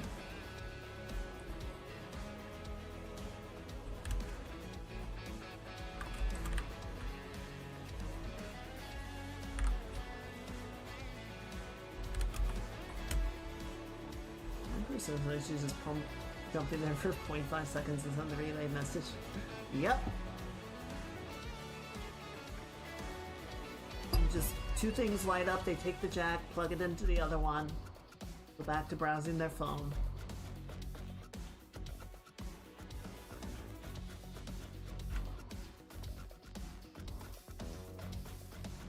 Literally keeping the galaxy together.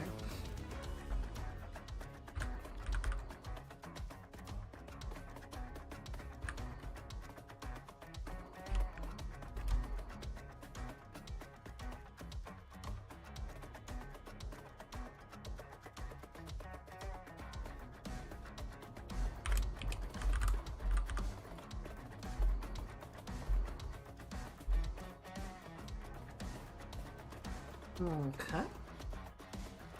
Oh, I almost missed the eyes. Honestly, the placeholder color that I used was so close that I kind of forgot.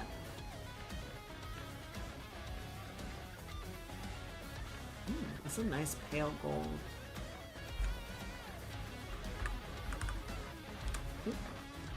Oh, did I?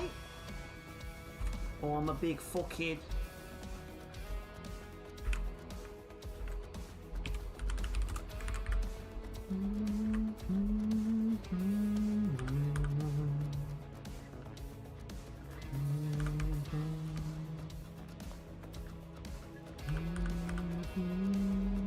There we go.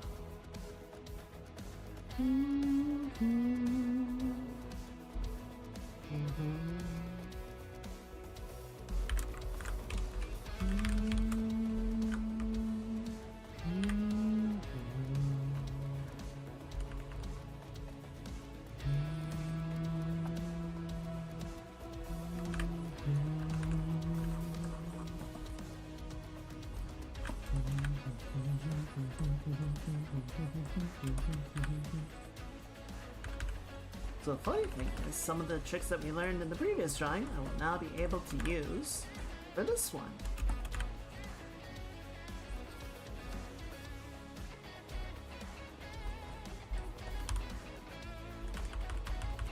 You see, we build our toolkit, and we can use it again and again and again.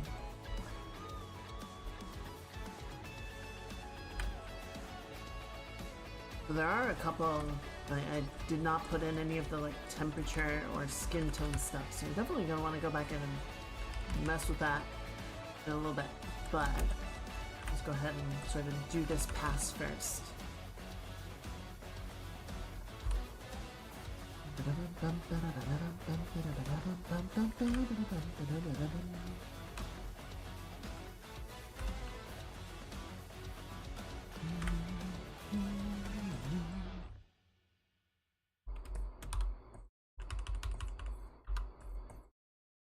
I'm not sure what Battletech has in terms of like information or speed limitations. And who knows, maybe humanity will just figure out wormholes instead and the whole like distance thing just becomes effectively irrelevant because you can just almost instantaneously travel between two locations like they're adjacent to each other.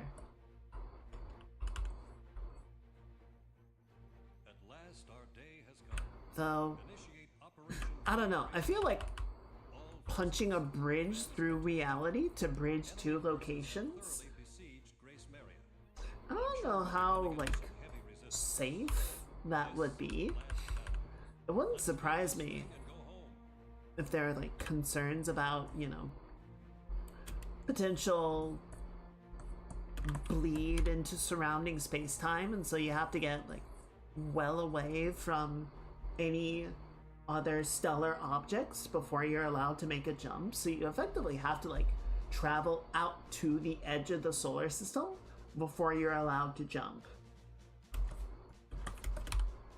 Right, so there's the elimination of like 99% of the trip, but there's still the long process of getting far enough away that you can make a safe jump.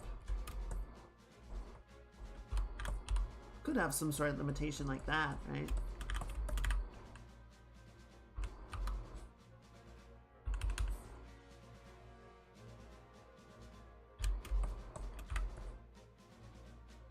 I'm not gonna bother throwing the detailing in just yet, right? I'm more concerned about kind of blocking out the general position and shapes that we want.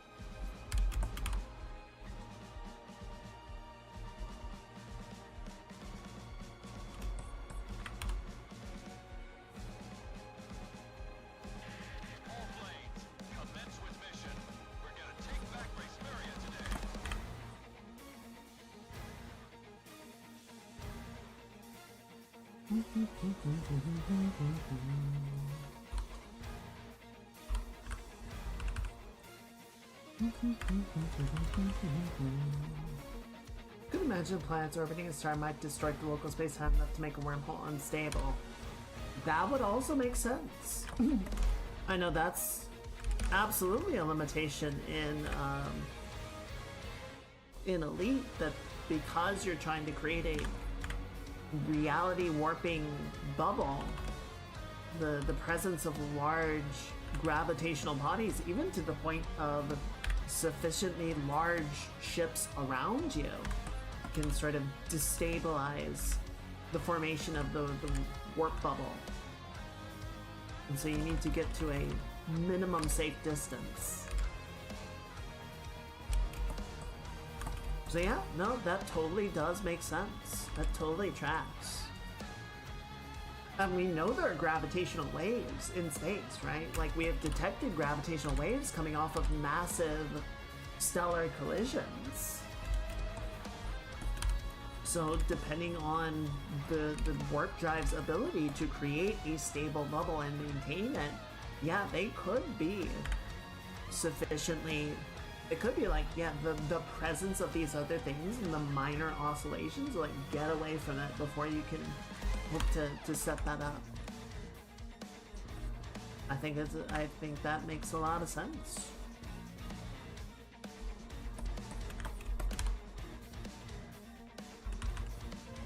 Yeah, the being affected by other ships, I think, is more of a gameplay limitation than a more accurate limitation of the technology, but I think it still, you know, tracks thematically.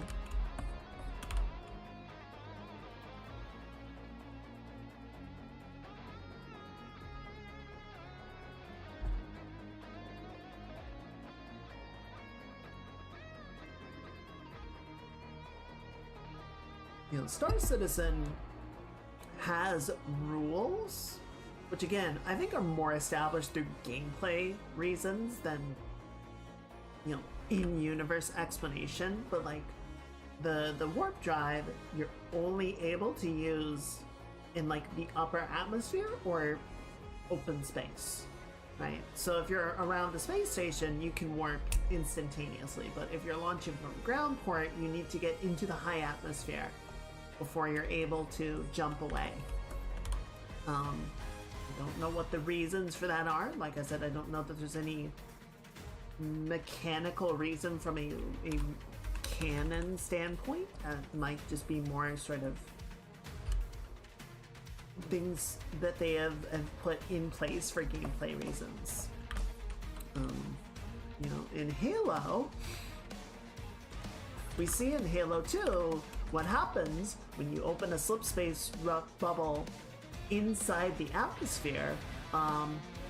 The surrounding atmosphere goes critical. You basically wind up with a massive release of not nuclear energy, probably somewhat nuclear, yes, but at least in the case of ODST, I don't remember there being any like major concerns of radioactive fallout or anything. But yeah, basically kind of blew up half the city.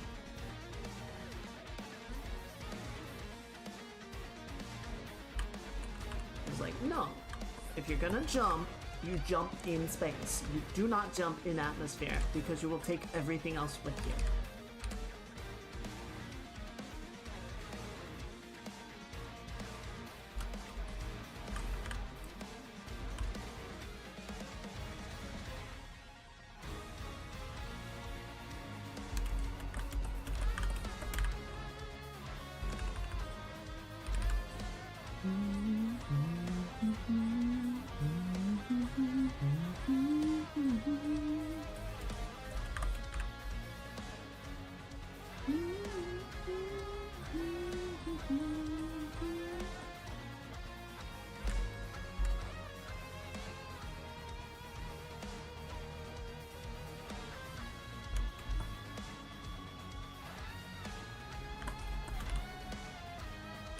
Yeah, I think, if I remember right, it basically ripped out a massive chunk of New Mombasa to reduce the guesswork for where they needed to dig.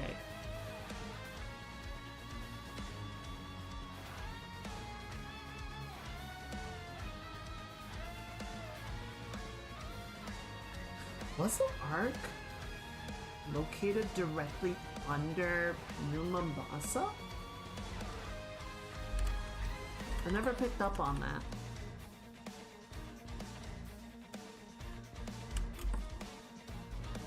See, my understanding at the time, my understanding has always been they basically, like, the offensive was not going super well, and Regret was also kind of in trouble because he did this off without, you know, consulting the other prophets.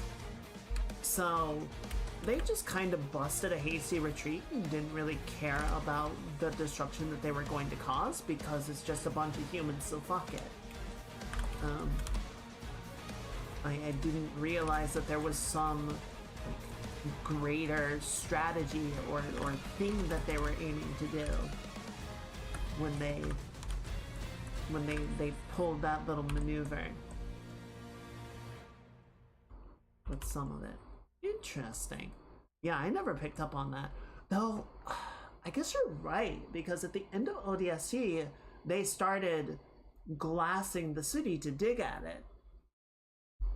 Shit, I guess you're right. Yeah, that does make sense.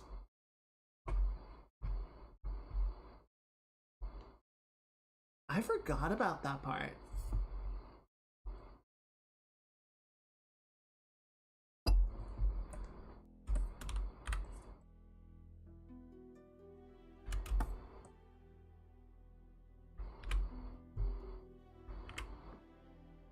Good memory.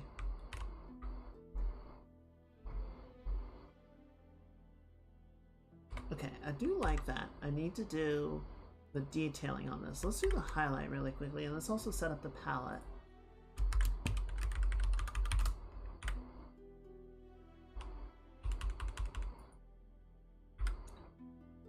Get a nice sort of yellow for our highlights.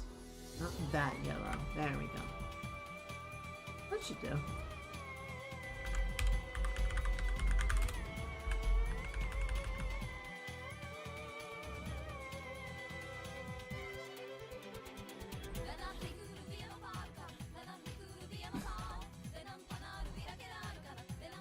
Well, I suppose it is also a tactic of sorts to rip a hole in the fabric of reality for some hasty excavation. That is an option. Dicks.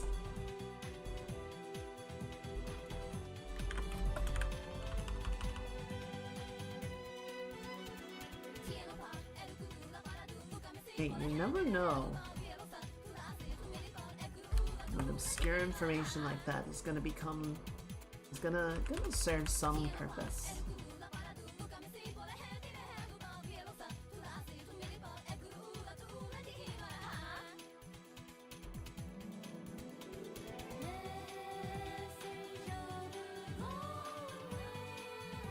Besides, it's fun to nerd out about things. Besides, somebody spent all the effort writing it, right?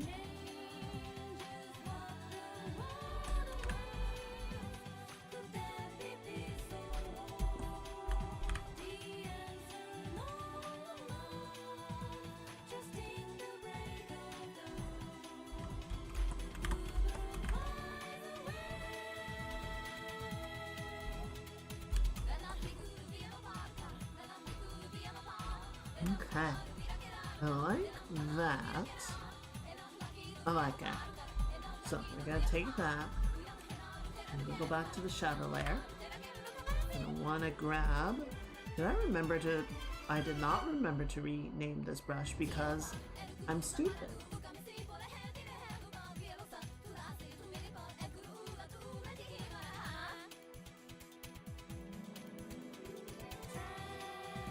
Or do I rename it? Is it possible to rename it? It should be.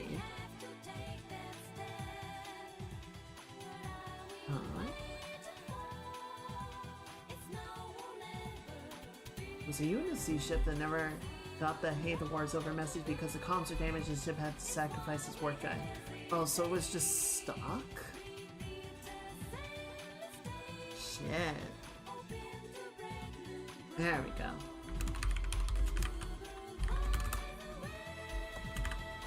I just thought it was still going.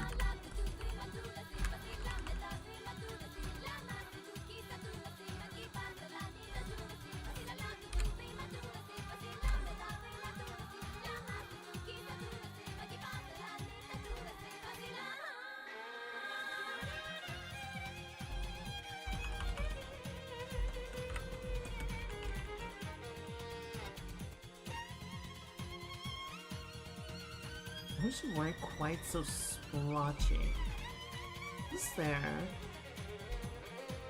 There we go. That's what's wrong. Had to lump home in regular space 50 years later.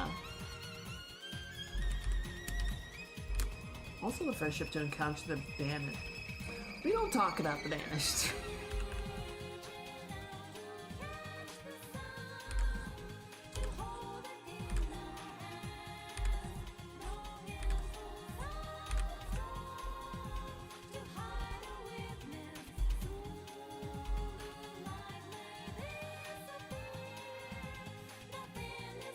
I don't know. Like, it's fine. It's fine. I don't actually hate it. It's lazy writing to me.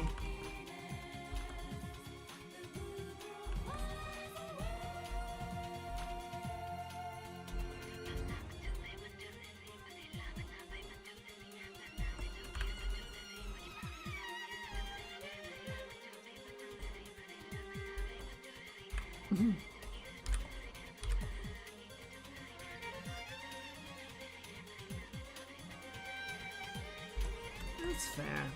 I guess from the perspective of someone who only saw a little bit of them, mainly through, what I saw of Infinite, it just felt like we haven't come up with anything interesting since the Covenant, so let's just find another wrapper to put the Covenant in so that we can have the Covenant War again.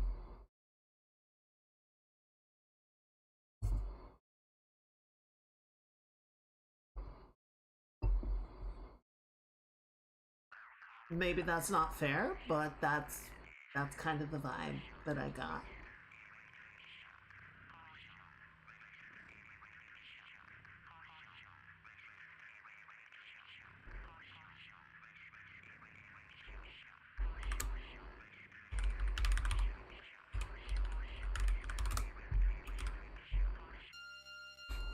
The main game said them dirty.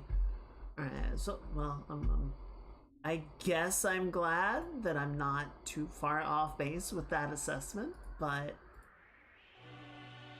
I'm gonna be honest. I think a lot of the most interesting writing in Halo was not in the games themselves.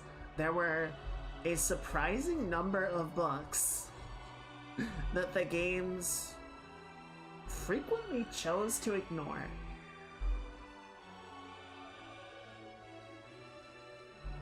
Which at that point is kind of like, well, why are we even here then?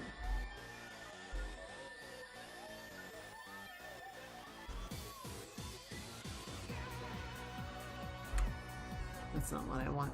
Where is this brush? Oh, where did this fucking foliage brush go? There you are.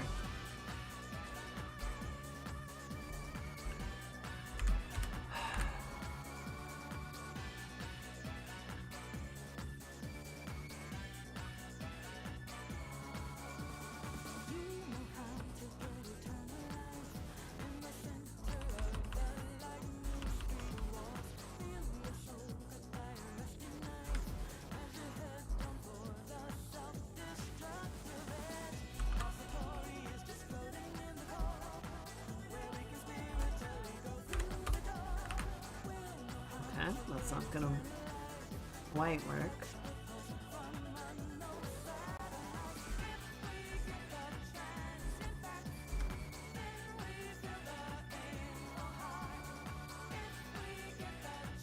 Oh, it has to think about that. Holy shit. Did not like that at all.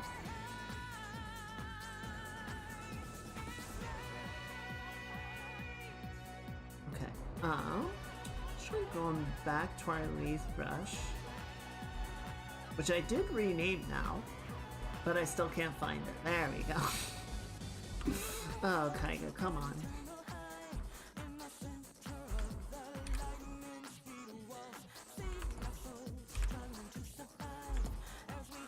Is the premise that the banished live by the like to find the common doing but not the politics? The leader of this brute who's going to be executed by the elites when he fought back into the radicals with them. Right. Which is, I don't know, fine. It's fine.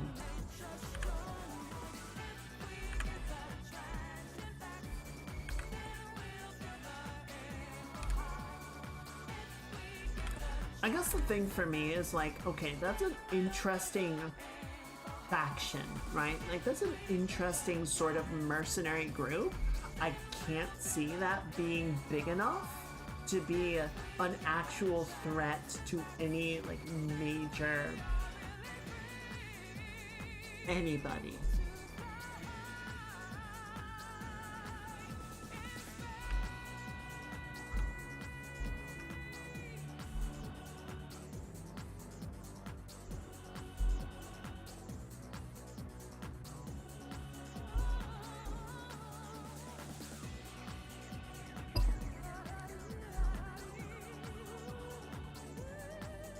Yeah, see, that's the thing. I don't see that stage ever happening. I don't buy it.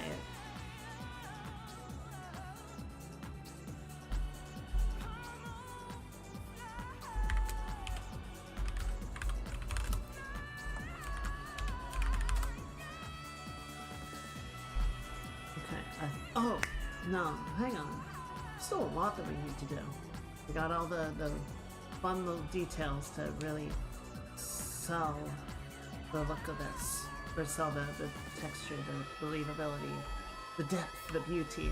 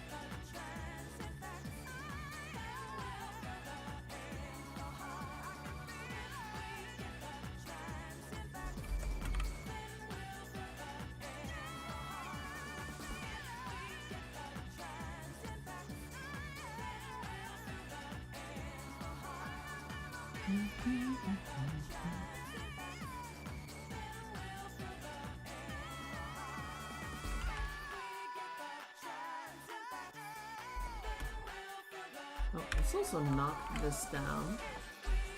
We'll set that to overlay to 100. Yeah, it's kind of fun. A little bit stronger. It's amazing what knocking it down by a couple percent does.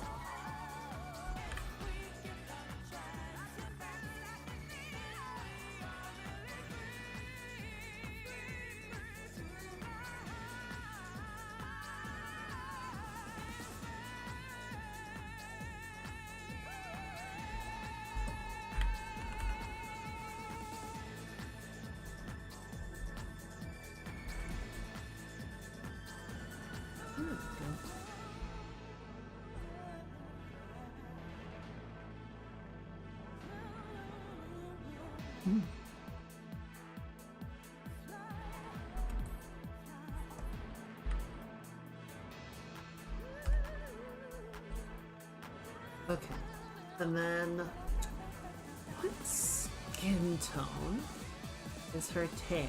Should I do the same sort of subsurface color for that? Or should I break it up?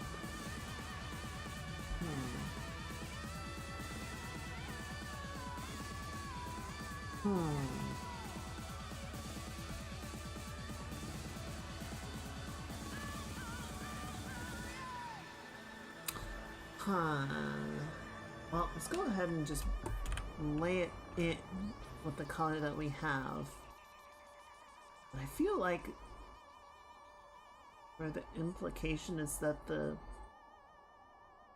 I don't know, like if the flesh, if the inner flesh is the same composition as the humanoid part, and the colors there aren't really changing, then we wouldn't see like a difference in the subsurface tone, right? It would be more of an implication of like the dragon part is more sort of like arboreal in nature. So maybe that would be a bit more like yellowy. That would kind of make sense.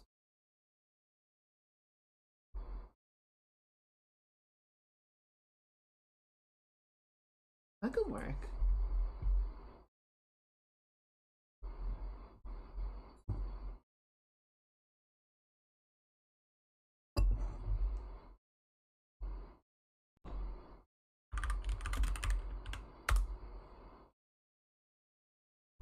Let's see what that looks like. Maybe it'll work. Maybe it'll be stinky due to dog water, but we'll give it a try.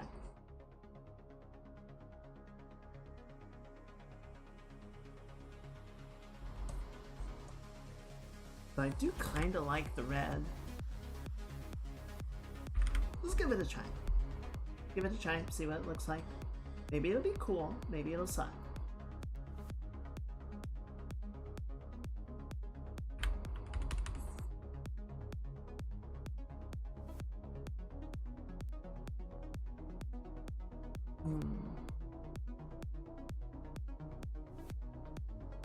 What do you guys think? You like it more with the red tone? Like that? Or the yellow tone? Like that?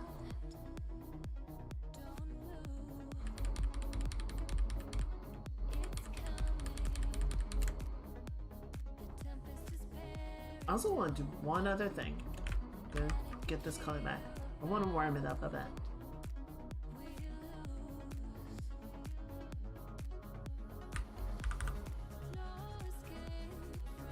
But that's not good.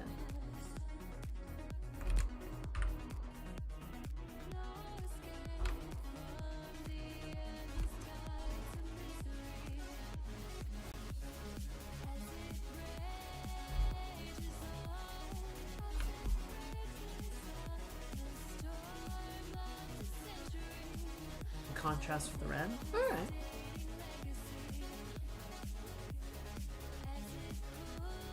You know, I think we're actually going to leave the shadows darker and cooler, like I had it before. Okay, let's aim for that and see what that does for us. Turn the highlights back on. And then we'll grab the hair, get up here like this.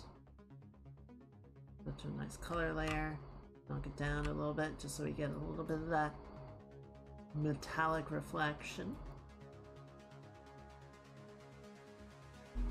Okay, yeah, I think that gives us most of what we want to work with. So last detail is going to come in here with the red. We're going to give her a little bit of temperature, right? A little bit on the nose here, on the cheeks, on the eyelid.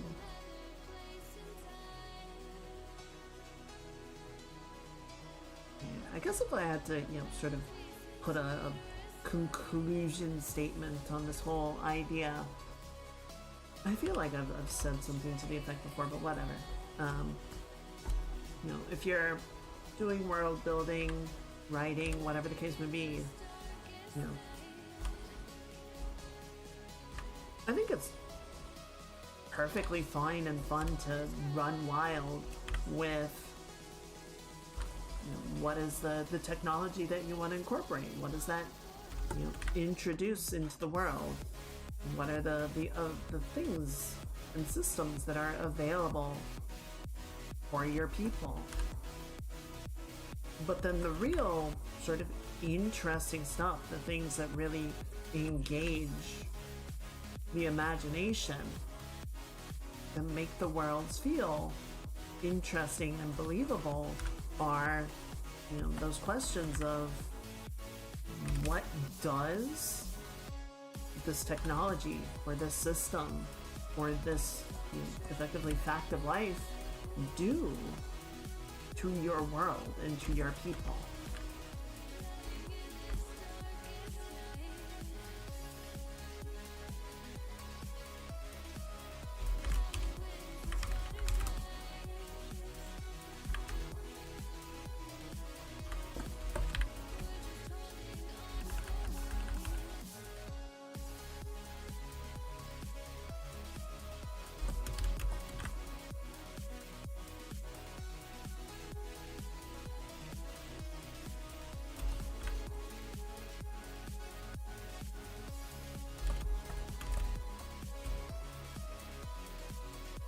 Cool.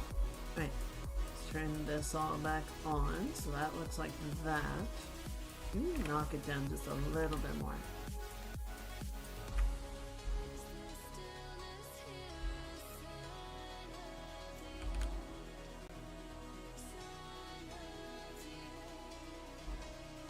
And I think we can get painting.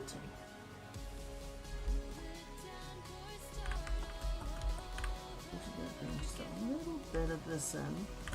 Just awkward, an odd place to start, but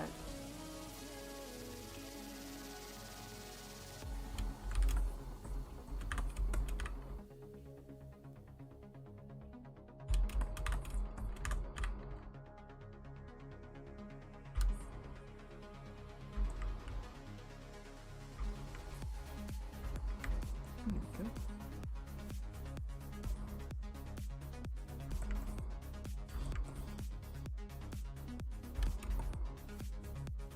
Let's get a little bit of that contour lighting over the edges, right?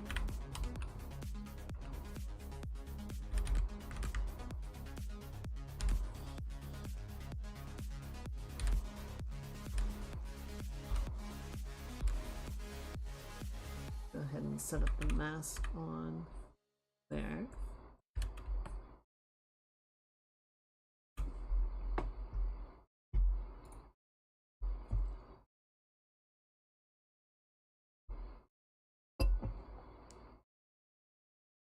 Hmm.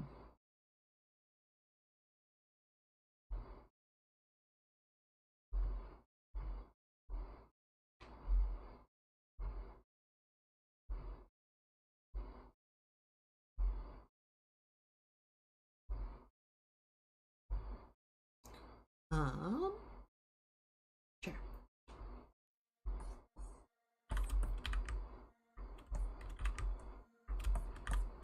Probably should have done this during the preparation. We are gonna do this at all, but it's fine.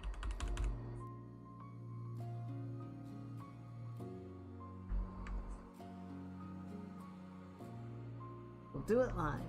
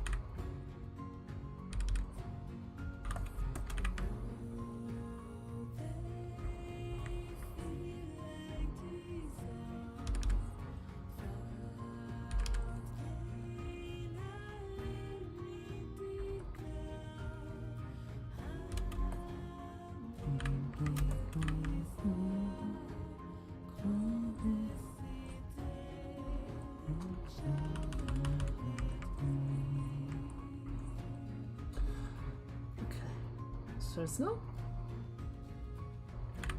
What's the right word for this? The veining on the leaves has an interesting sort of texture to it.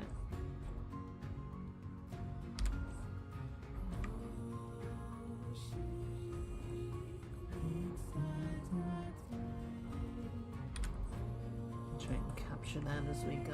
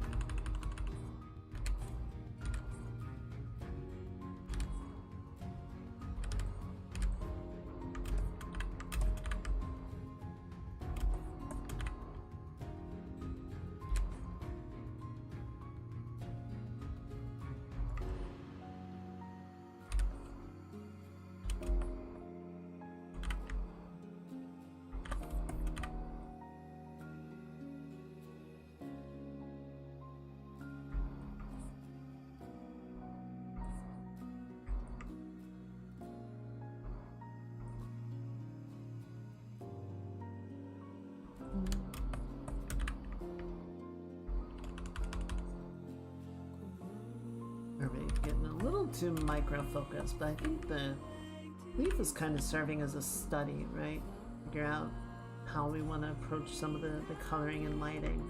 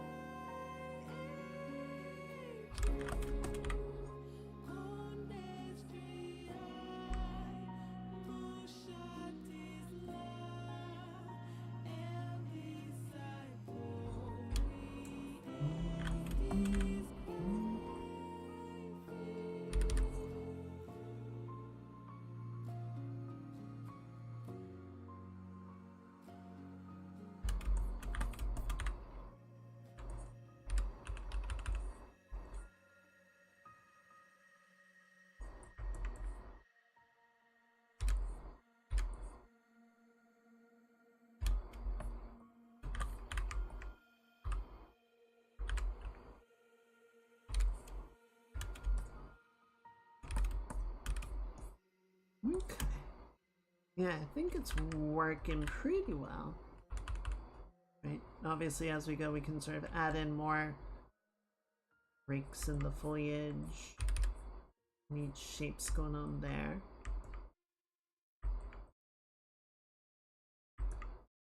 And obviously, with the last drawing, it was sort of a last minute idea that we tried incorporating, whereas this, we're sort of building it in from the start. So it'll be interesting to see how it sort of changes the approach, right?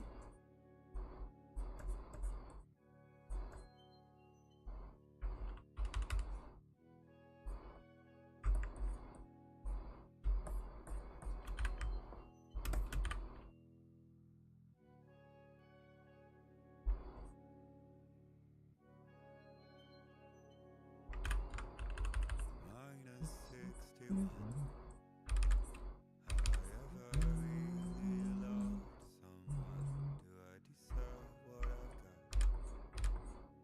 Now the great system standing to the traps and the theory switching sides. I own $1 million worth of stock, but I still don't sleep at night. What is it that I've become? -61. Now the water level rises high in my cold paradise, where men sit in circles and talk numbers I never really liked. The way they think of life as some kind of gamble and watch the city drown. Where is it that I belong?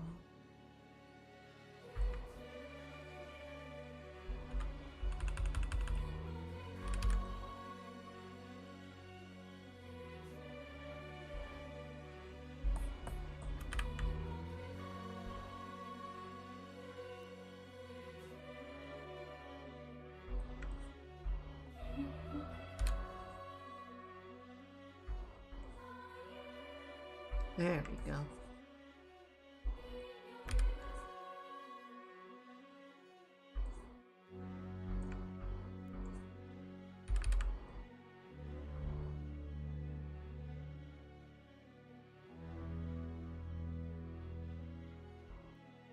Yeah, I don't even know what happened to this finger. It just kind of got lost in the churn, huh? -61. Now the wind cuts the leaves like a knife, and the sun is out of sight.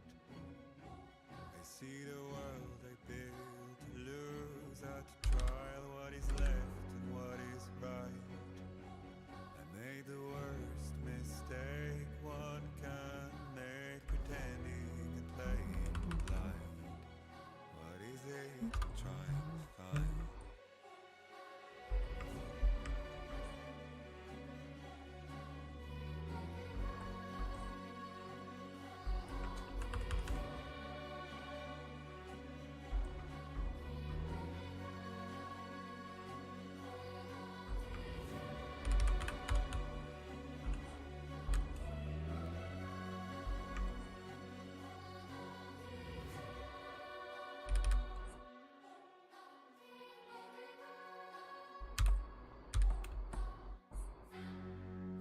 There we go.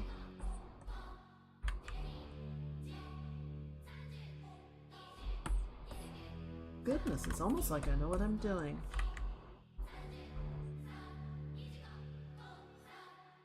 Suppose every so often I can give that impression.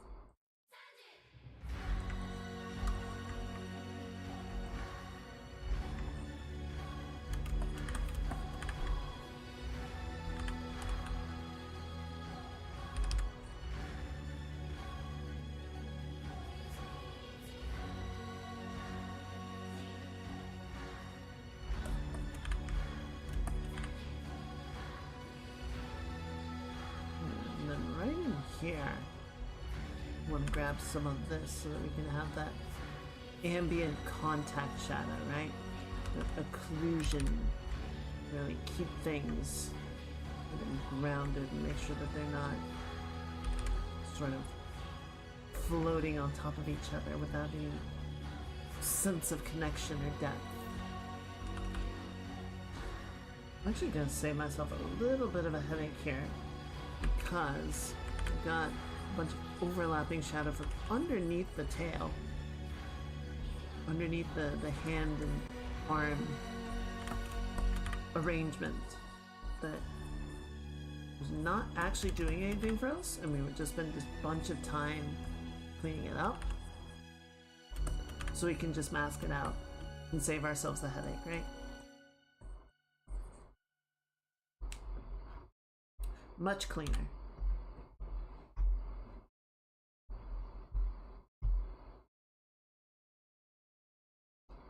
Oh, excuse me.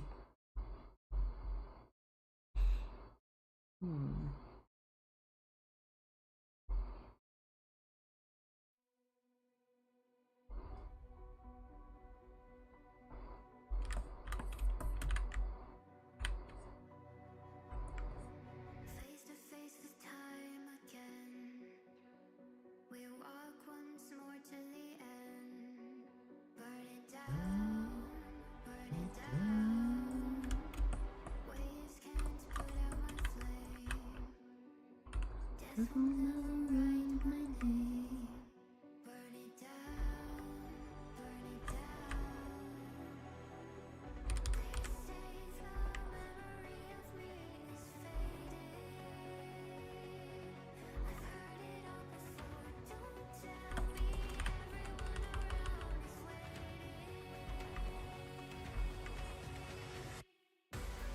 And they all say,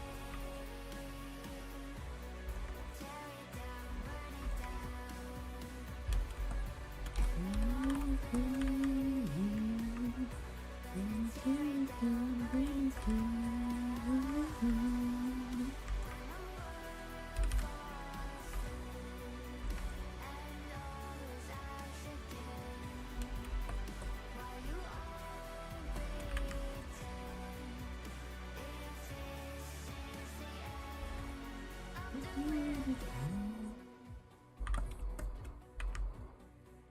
Voices rise in my head. The hands that pull at my thread. Let them drown, burn it down. Wait for washing the tide. In the abysses where I will hide. Let them drown, burn it down. They say the memory of me is fading. I've heard it all before. Don't There we go. Good.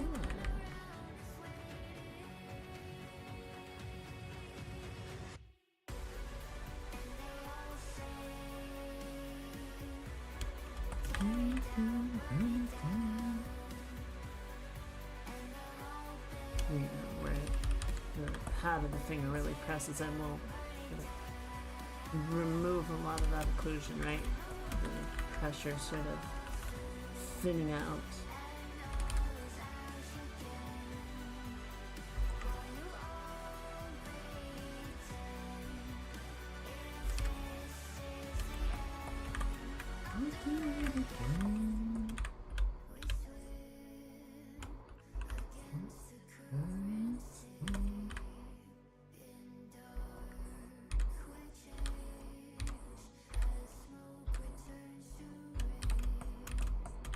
Good.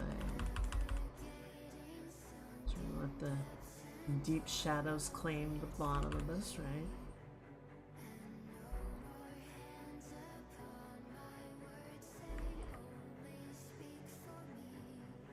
Probably should have added a bit of highlight to this before we got in here. It's alright. It has sort of a metallic tinge to it.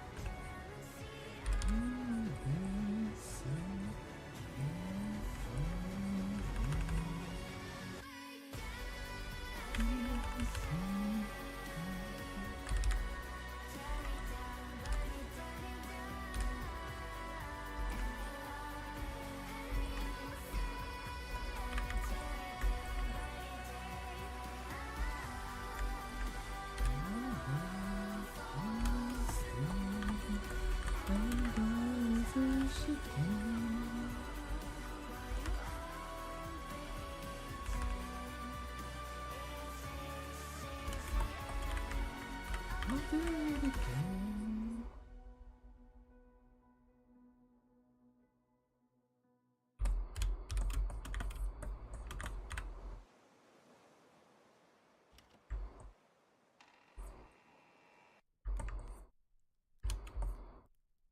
Cool.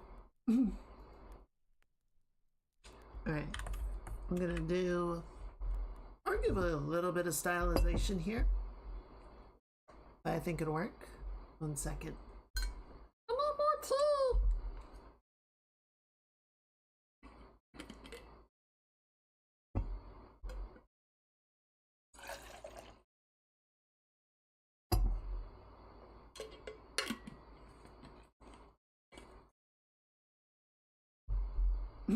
There we go.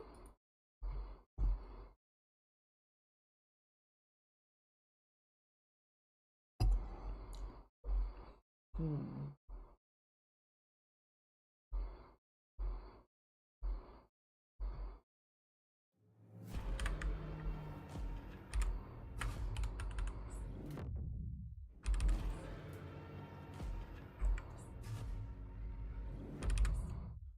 walk along the edge of danger, and it will So, change you. just want to add sort of a like sharp corner to the wrist. I think it'll give a nice In your head, it is meant to presence to the posture. summon storms and play with nature. Now watch it hurt you. Why would you want to take the world in your hands? You will never make it through.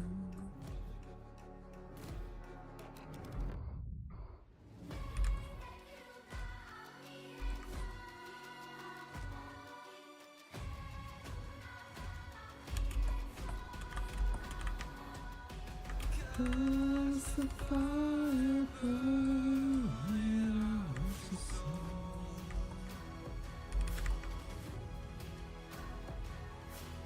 Just let it die on you.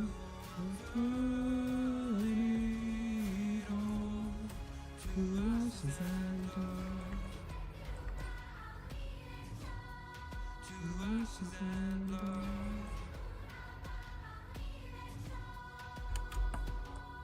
You waste your life to gain power.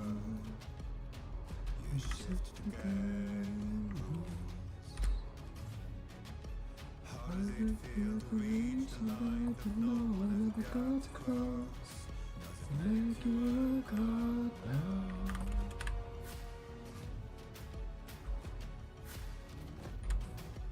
Every sin will be forgiven if you lay down your guns to the ground.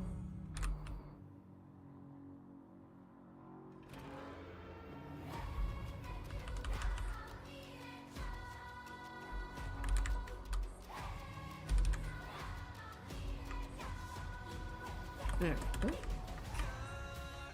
Sort of round that out a bit more.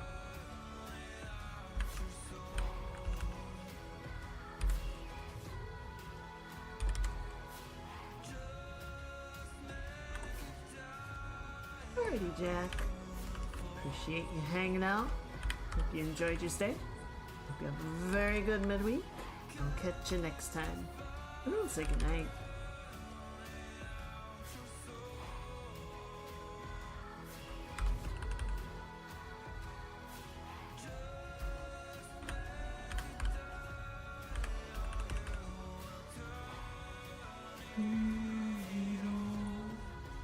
Ashes and love. To ashes and love. To ashes and love.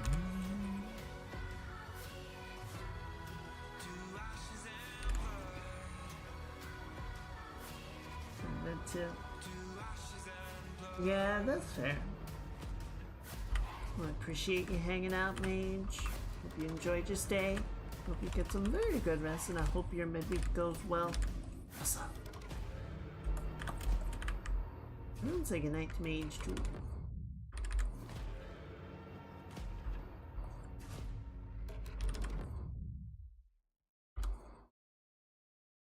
It is always kind of nice to get stuff done in the morning and be like, I don't know, you just feel like you got shit done. Feels accomplished, you know? It's a shame I'm not a morning person.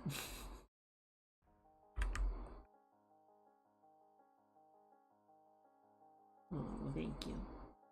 Night Mage.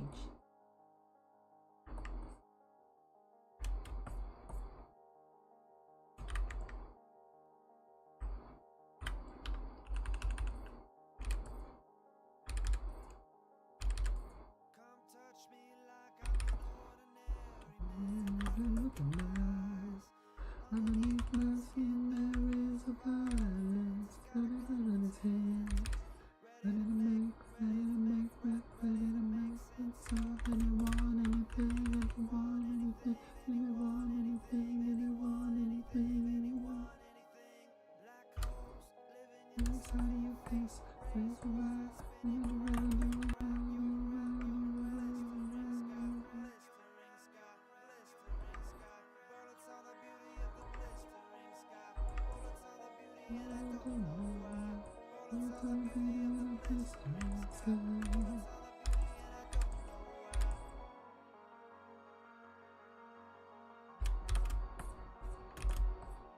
personal responsibility, personal responsibility.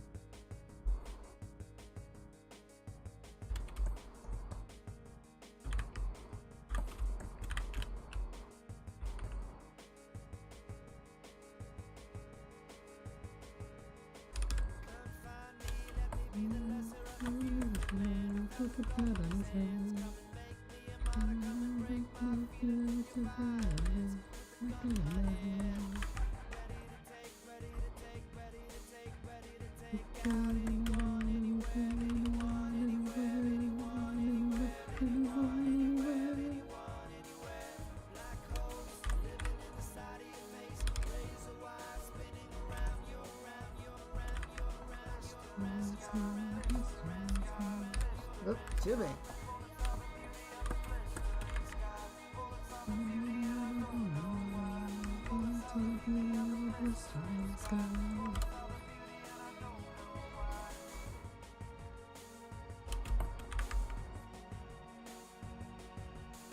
Personal responsibility, personal responsibility.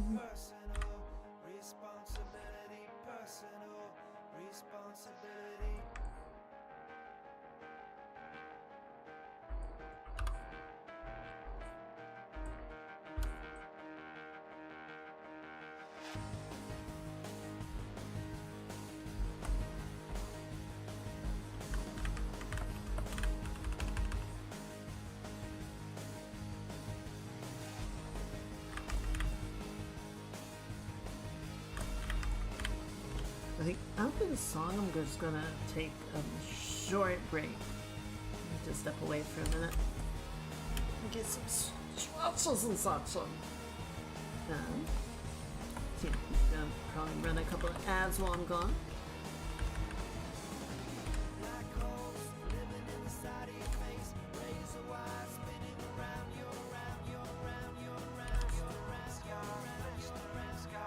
Yesterday my back was bothering me something terrible. Weirdly enough, I was able to like give myself a massage while I was making dinner. It's like, oh, it actually felt really good.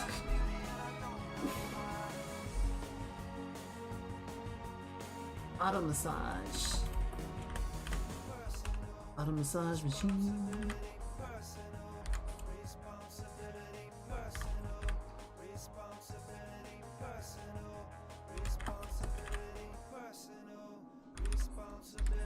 Personal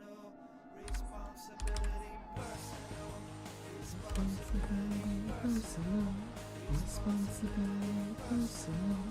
Responsibility personal. Responsibility.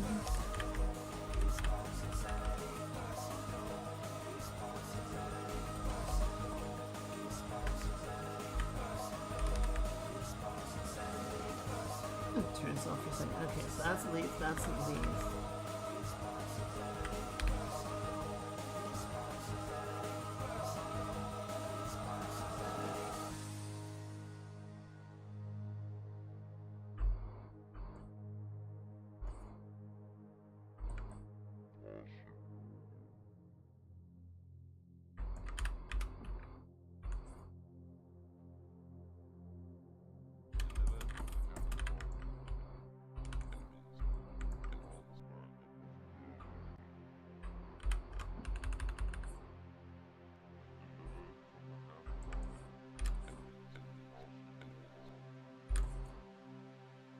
You know what I was saying, Star Citizen, with them, I want them to delay 4.4, make sure that it's running well, get it into a good place,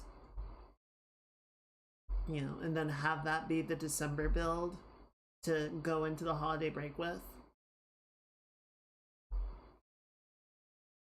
So here's the thing, I still largely hold by that sentiment. I think that is the better way to go about it. Actually, let's do the break. Gonna hold the thought, and then we'll do the break. Then we'll come back, and I will continue that thought. Right? But let's get a little something to jam to while I'm gone, and then we'll think about that. Remind me if I wander off and I forget to bring it back up once we go.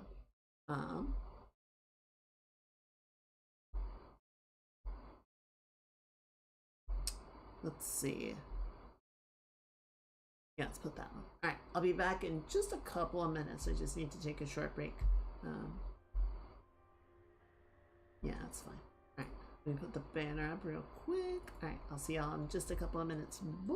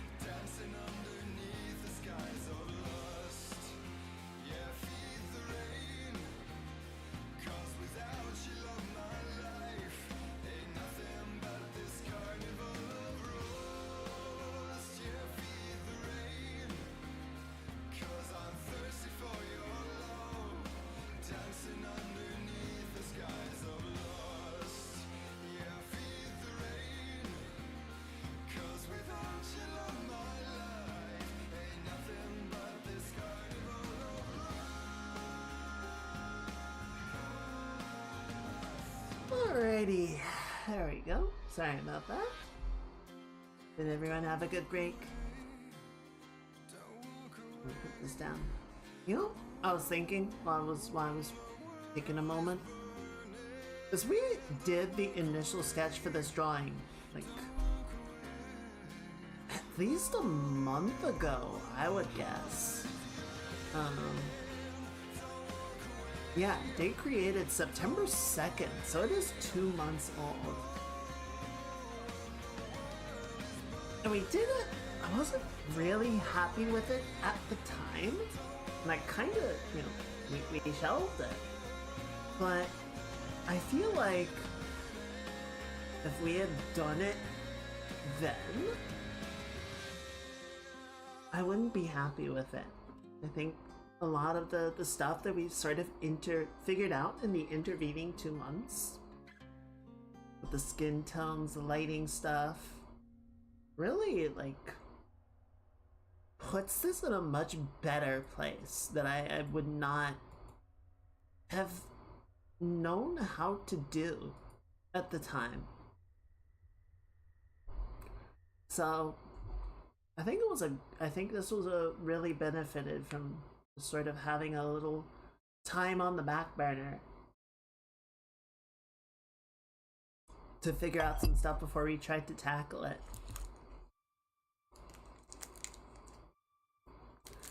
So what I was saying about Star Citizen.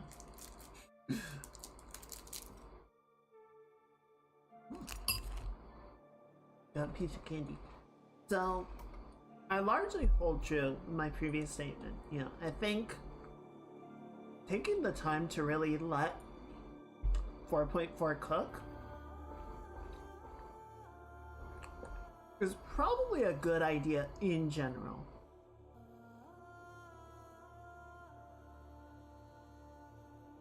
But I think that is looking at it from the standpoint of being a video game to play, right? Like it is a product that is, you know, just there in a playable state, and we're all, you know, just enjoying it as it is. And Star Citizen is in a really weird place, even sort of internally, because in a lot of ways it is a game that is still very much in development, right? There are core systems that are being tested right now. There are elements of the game that are still being figured out. There's a cool little ship called the Legionnaire. Yes. That is a boarding vessel. You know, it's a small sort of shuttlecraft type of deal with this like mosquito proboscis that extends out the front, and it is designed to attach to you know, ship airlocks and whatnot, and then the crew can, you know, hack open the airlock, and the boarding crew can infiltrate the ship and attack it internally rather than trying to beat through it externally. And my understanding is that the game, or the progress on the ship is pretty far along, but it's getting held up because the hacking gameplay that is necessary for getting that infiltration capability is not there yet. They're still working on that part. So even though the ship, I don't know, I'm not gonna drop a number and say the ship is, you know, X% done.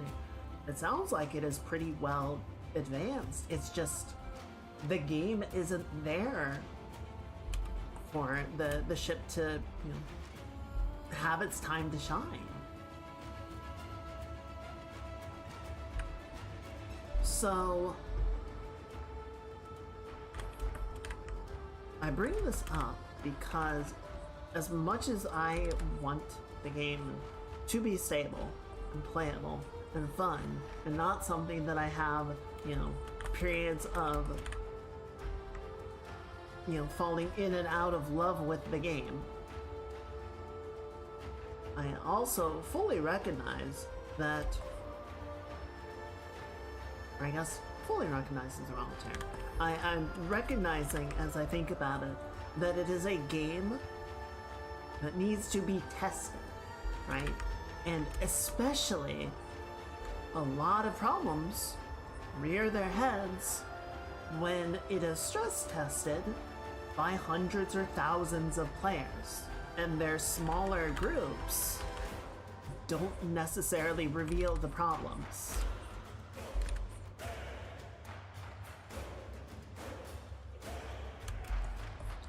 So, I don't know, I don't think the holidays are a great time to do, big testing things that would constitute releasing a new build of the game, right? I think that is kind of a period of time of, okay, what is a stable build that we can release and everyone can just kind of chill with until we reconvene in January, mid-January. I think that would be ideal, but I can also recognize the mindset of we want to get this stuff out to players at an earlier cadence rather than a later one, deliberately to see how it breaks, and then armed with that knowledge go in and start to fix the game. So yes, we are going to give you builds that will not work as well as they could if we, held on to it for another month or a month and a half. But we're going to put it out there because we need to see how it breaks. It might break in the ways we expect, it might not. We need to know that. Right? Because again, no matter what the marketing team might try and tell you, the game is still very much in a state of active development. There's a lot of it is incomplete, there's a lot of it that needs work, and it is not ready for the mass market to look at and treat as any other game that they can buy on Steam, right?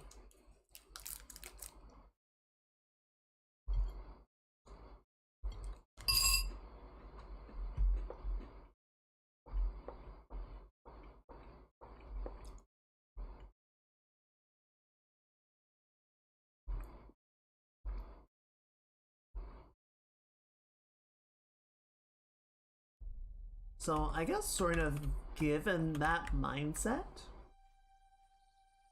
and given that consideration,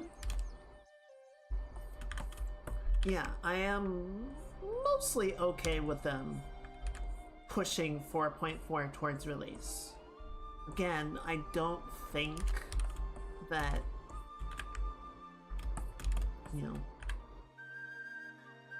I guess I would be fine with them pushing 4.4 out, getting that out there, getting it into the public hands to start seeing how things don't work, and then working on that. But I do think the do not do remains to be to put a patch out right before everyone leaves for the holiday, because I don't think that gets meaningful test data for the developers to build upon. I think it just leaves everyone pissed off over the holiday, and the devs have to crunch to try and salvage the build and put it into a playable state so that people can enjoy it during their time off.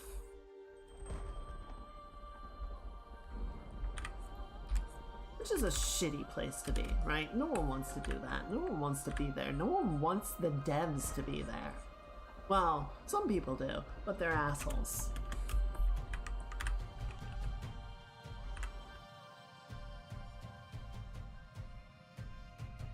Right? The people that only care about their own convenience and well-being.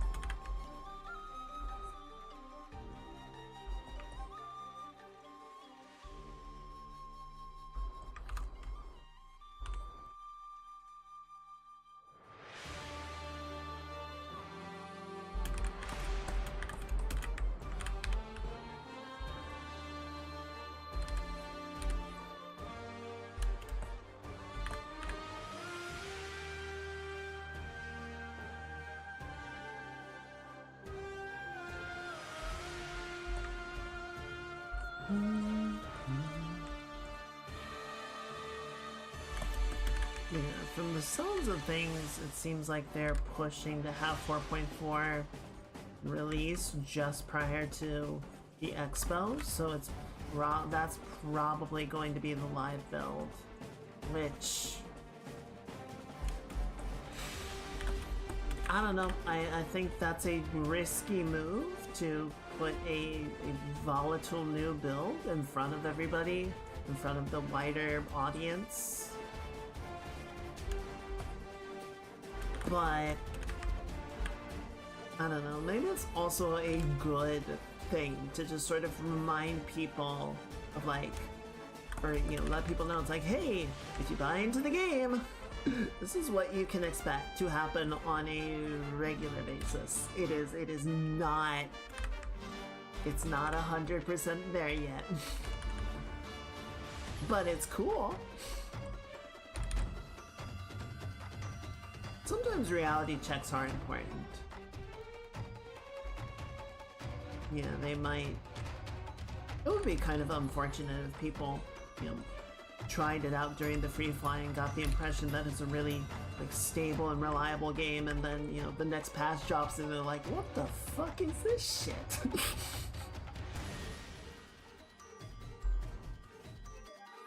Admittedly, would not be great.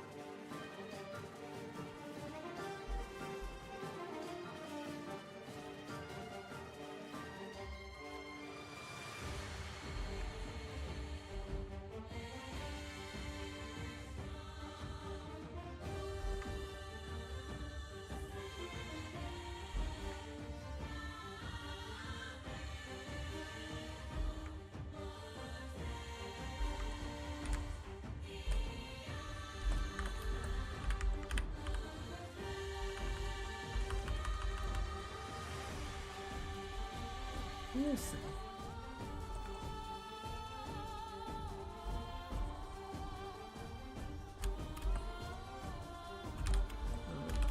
I think the big sort of struggle that the game is dealing with right now, well, this being maybe a little bit optimistic and copium huffing, but you know, CIG is really sort of committed to releasing the single-player game, Squadron, next year. Which means, like, everything needs to be cleaned up, everything needs to be ready to go within the next 12 months.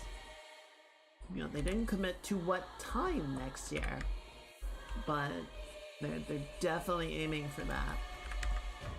I think they've, you know, delayed the game enough times, they really don't want to push it again. Excuse me.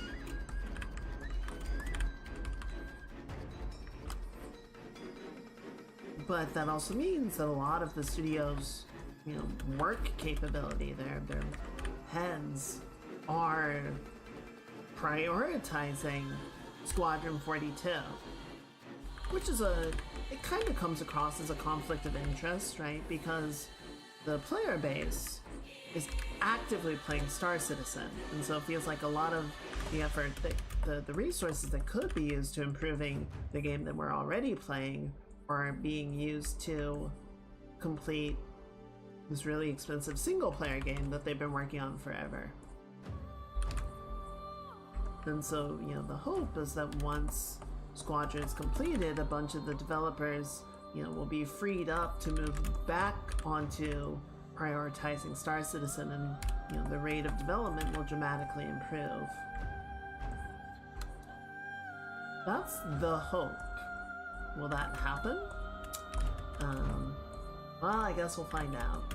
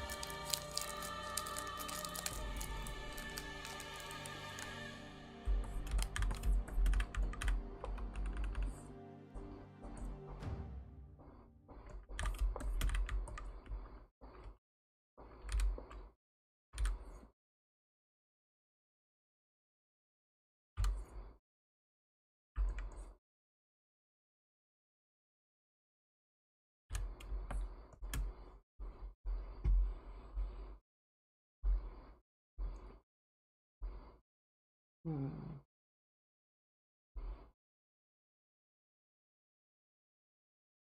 Hmm.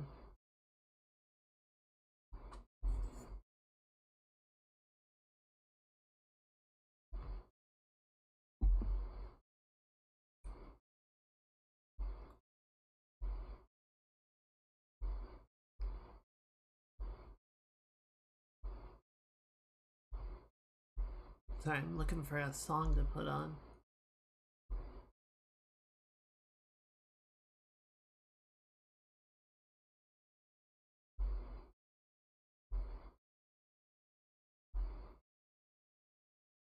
Yeah, I'll do.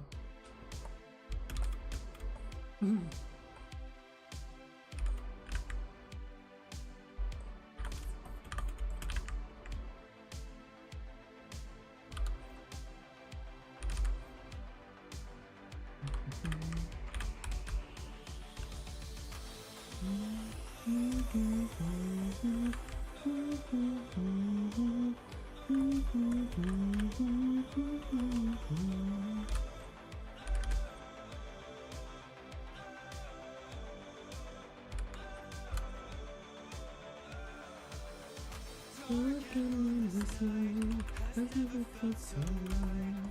Empty mirror only shows what's left inside. Electric tapestry, neon beckons me beyond this ghostly line.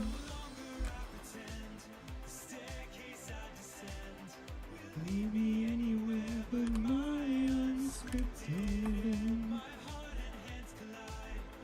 Goodness on my side, forget to turn back on me, fate left to decide.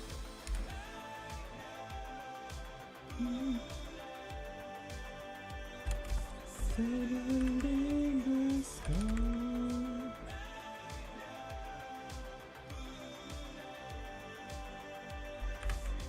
Keep down the door.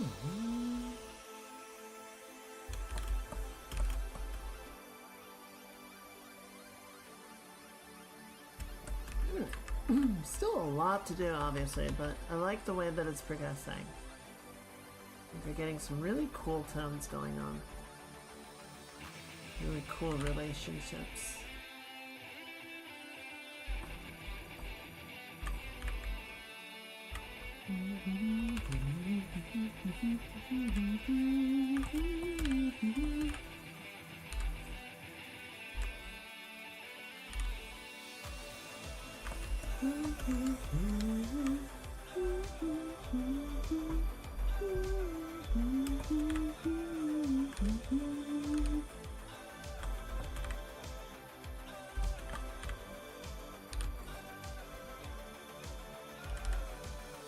Wake up and start again. I am a different man. Broken mirror only shows as best they can. The blood that is in mine. Take trophy of the battles I've survived. Choices I pretend. Make me feel loss of precious time. This was in time. Haunting memories that drown my wasted life.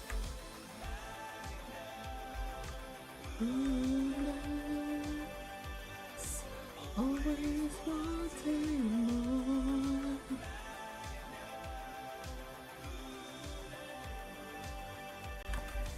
Closing every door.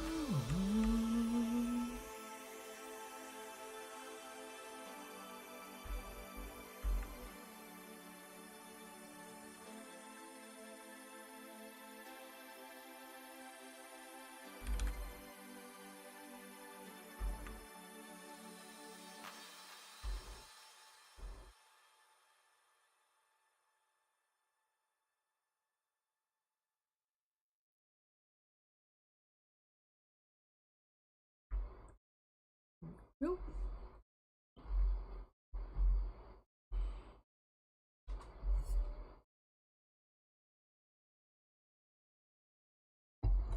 So this doesn't really fit the general music vibe that we've had, but I did not realize for the longest time. So this is the song that they used in like the second level of Homeworld when Karak gets ignited by I don't remember the name of the antagonist race. I think they make a couple of slight variations to make it like an original a technically original composition, but it is like 98% Agnes Day, and I'm like, oh. As I had heard it in Homeworld, and I love it there. I didn't realize that the song had that much history to it.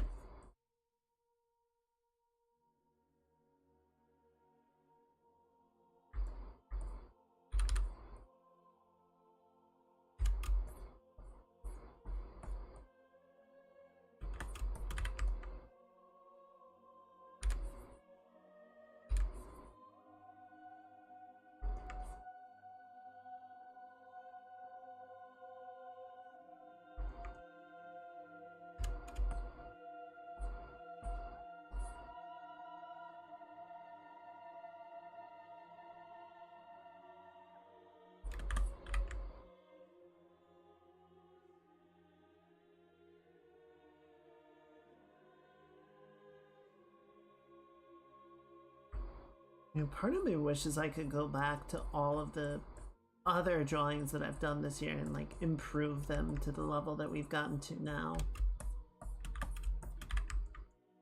But it would be a futile endeavor. Because then you would just spend forever, you know, iterating on the same things, and bringing them all up to the new standard rather than pushing forward with new things.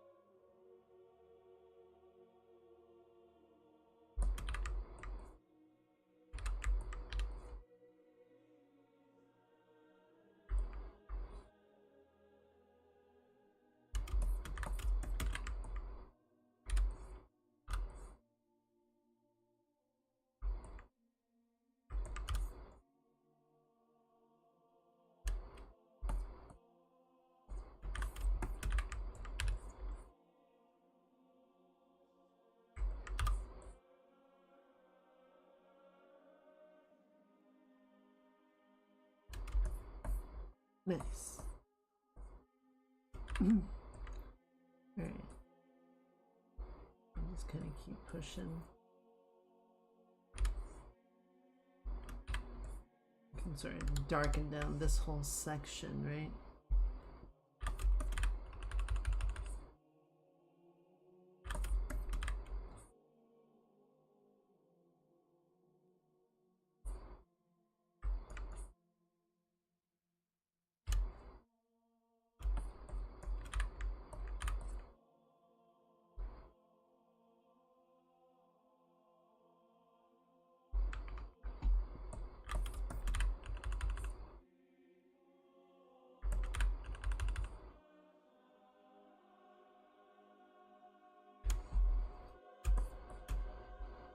What's the texture on the horns?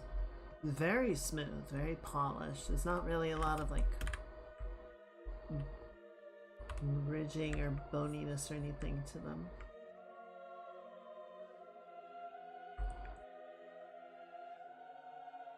Bring this facet in.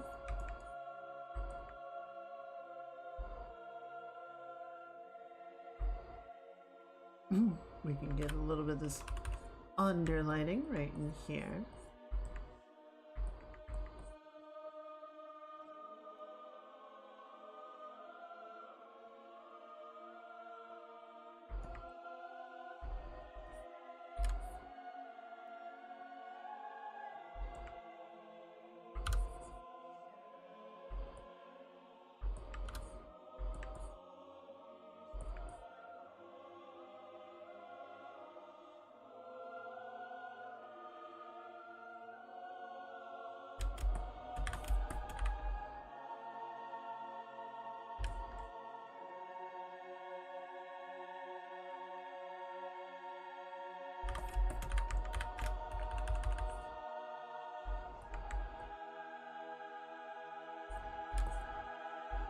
Good.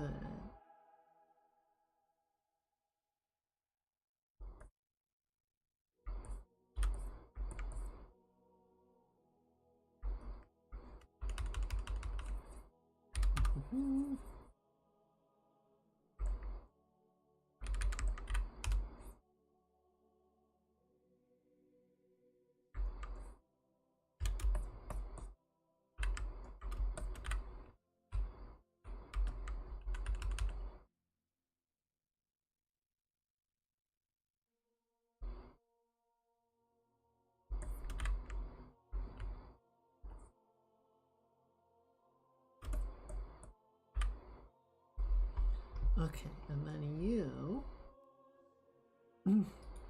Excuse me. Excuse me. Okay, so yeah, you.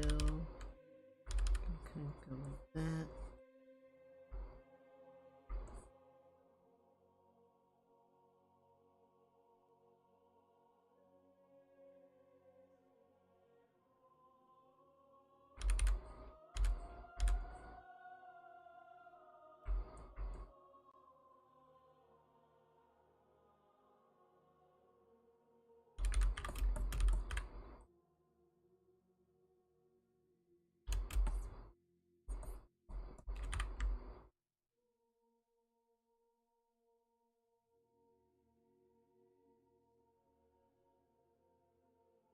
You know, I was talking about getting some of the artwork done for December. I definitely, want to get going on it now so that I'm not freaking out about it at the last minute. If I want to try and shoot for something a little bit fancier, I have the time to sort of explore and execute on that. But I'm also fairly confident now, given the rate that we've been able to complete works and follow through on ideas. It's like it's not as much of a concern of like, oh yeah, I need to get this done, or get it started way ahead of schedule just to make sure that there's enough time. It's more of like a level, first a level of comfort rather than a matter of necessity, which is nice.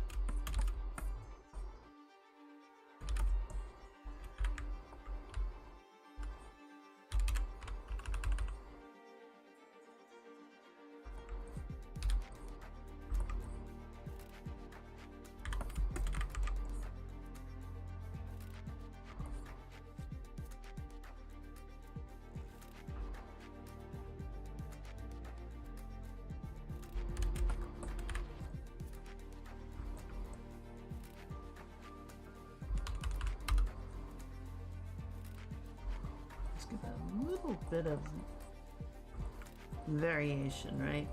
Even if it's supposed to be a pretty smooth polished piece, there's still going to be some changes in the surface. It's going to catch the light in different ways, bounce the shape of the highlight around.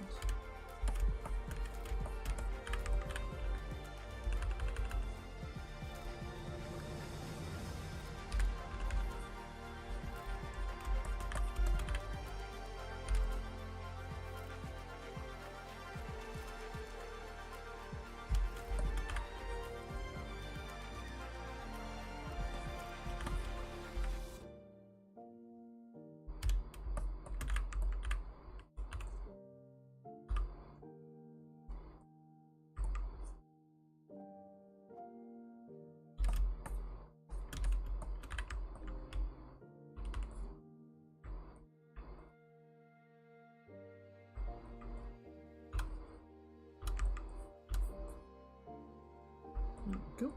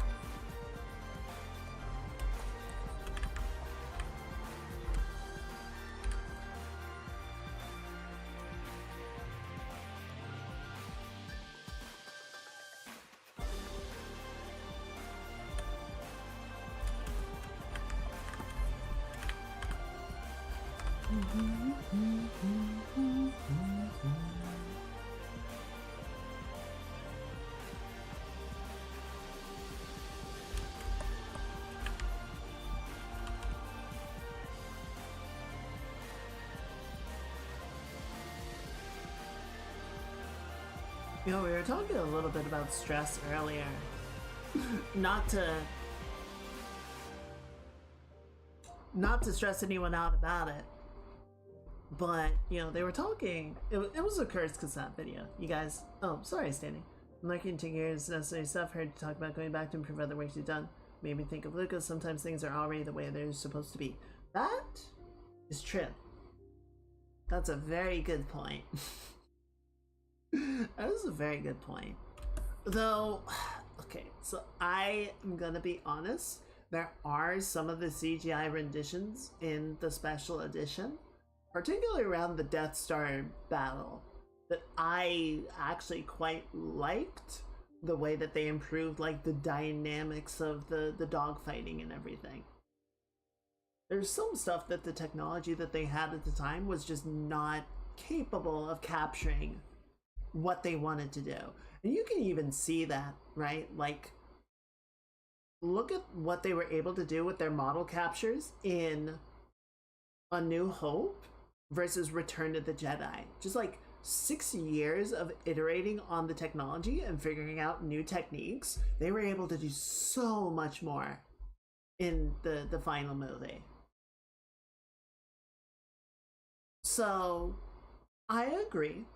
Some things are just the way they are supposed to be, but there's also room for improvement.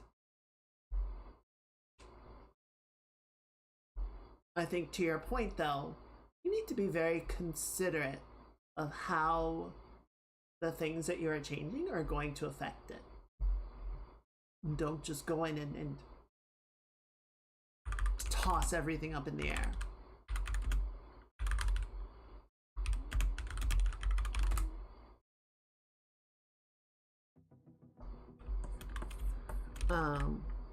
What was I talking? Oh, the stress thing. Yeah, so they were talking about, why is stress a thing? Like, why does the body have stress as a mechanism at all? In the Neolithic society, the Neolithic world that the human body predominantly developed in, it was critical to the fight or flight system. It allowed basically in a delimiting of physical and sensory capabilities to deal with extreme situations of heightened danger. But, this was only supposed to persist for maybe a couple of minutes, right? And then you would go into cooldown mode and everything would sort of recalibrate itself to a calmer situation, and that would not happen to you on a constant basis. And now we live in a stressful world where, as they put it, it's not just the thing in front of you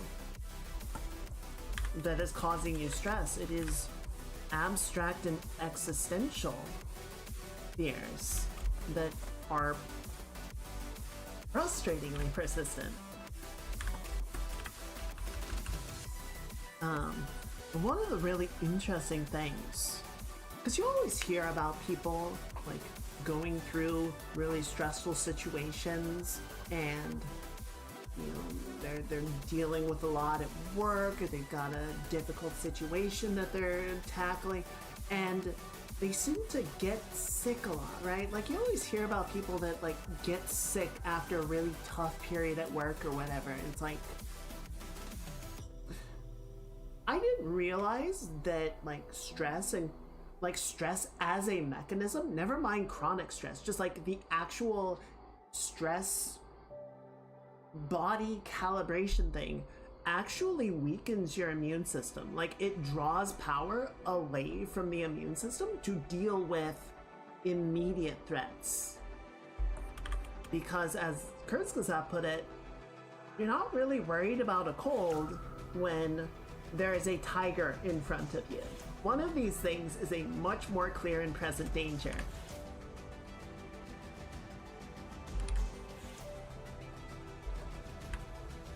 It's like, deal with the thing that is trying to maul you to death, and if we get a cold as a consequence, we'll deal with that later.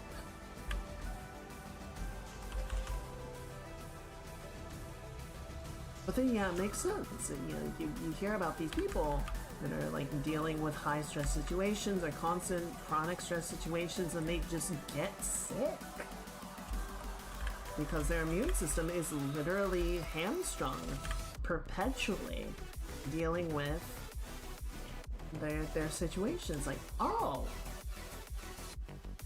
that makes a lot of sense, but I never put the dots together. I didn't realize that wasn't just some weird like correlation thing. It was actual causation.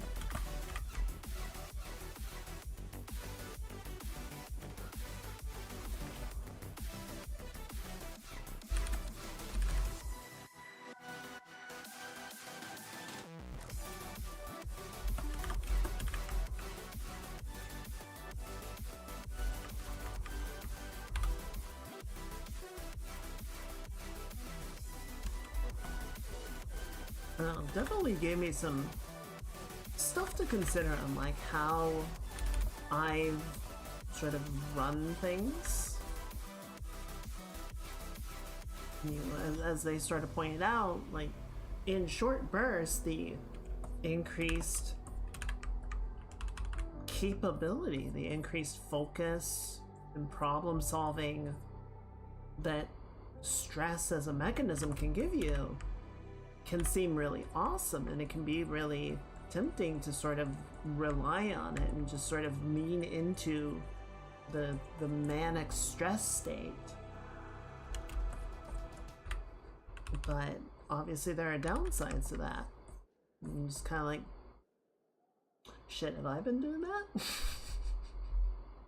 Getting stressed out of our lives is hard business some days. Have to build in escape times. It's true. I think it's part of why yoga, dang it, yoga, routine exercise have become popular, are popular.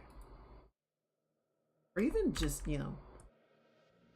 having tea time, just as you say, some sort of escape period where it's just like, this is me. I'm not going to worry about, the things that are going on. I'm not going to worry about my to-do list. I'm not going to worry about whatever.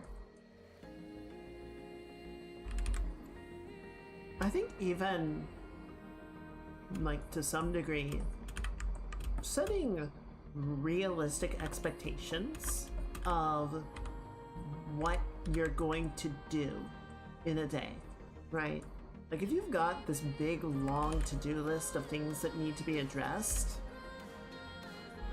it can be really overwhelming, and you get, sort of this mindset of, oh, I need to tackle all of these in the next 24 hours, right?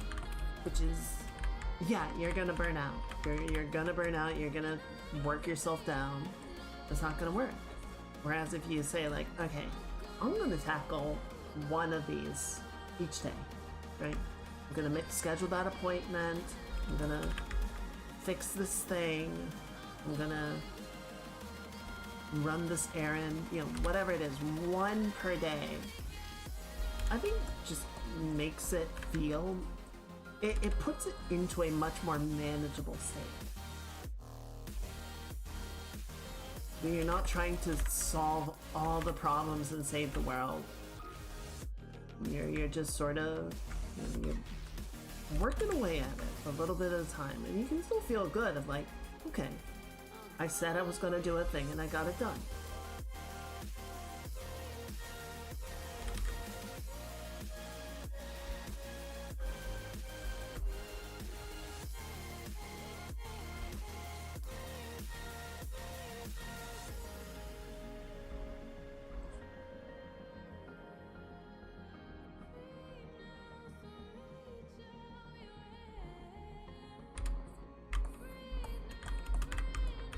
But yeah, especially as things pile on, it can be really hard to maintain a mindful balance. It's definitely difficult. And I'm throwing out this advice like I've got it all put together and I know what I'm doing. I don't.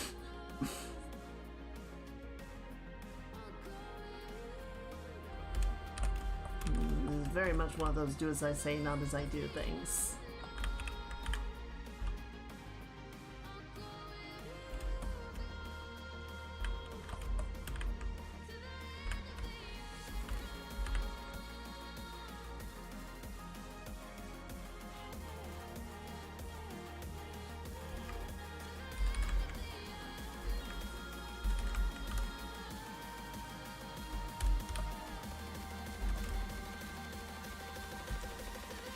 One of the things that I really, really like about this tone approach that we've started doing, one of the things that I have struggled with for the longest time is having like cool shadow tones, right? Having blues and greens for shadows always just felt really unnatural because it drained so much of the warm living tones out of the skin that it made it look necrotic.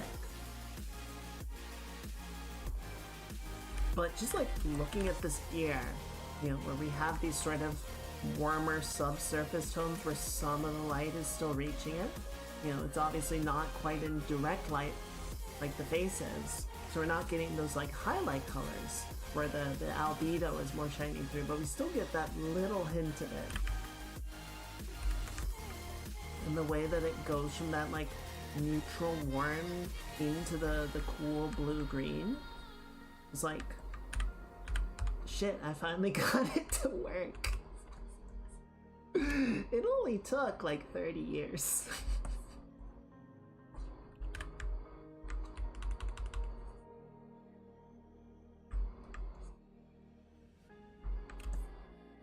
Whatever. Art is a process or some shit.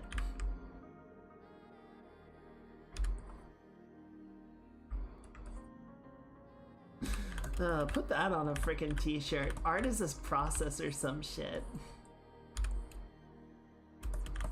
That's marketable, right?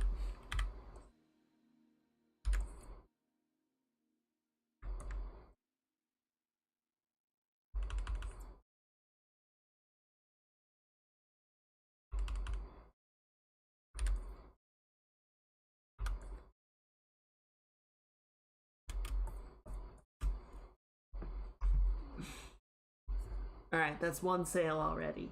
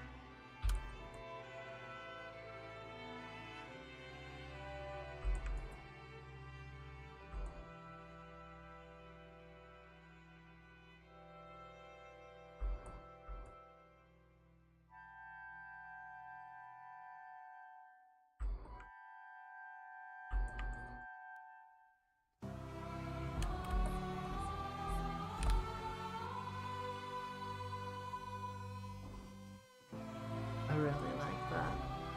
That's a really fun tone. Alright. So you got about 20 something minutes left of the stream. What I want to do, what I want to focus in on, is I want to get the eye. I want to get one of the eyes in a good spot.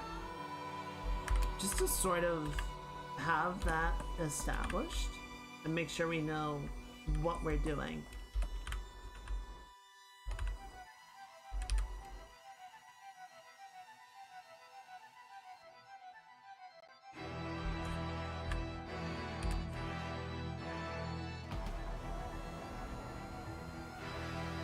Very thick eyelash. I don't know if it's gonna take, you know, all 20 minutes or whatever, but I wanna jump on it and get it into a good spot before we wrap up the stream.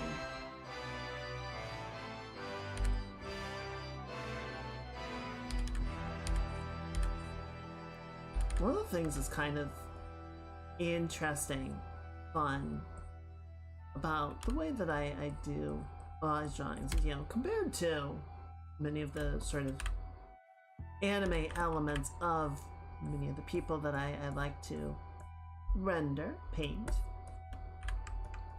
You know, I tend to incorporate at least a little bit more sort of physical anatomic elements, you know, shapes of the nose.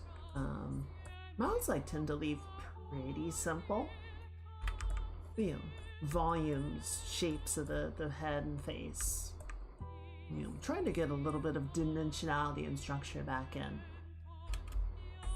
It's always really interesting to sort of incorporate the eyes.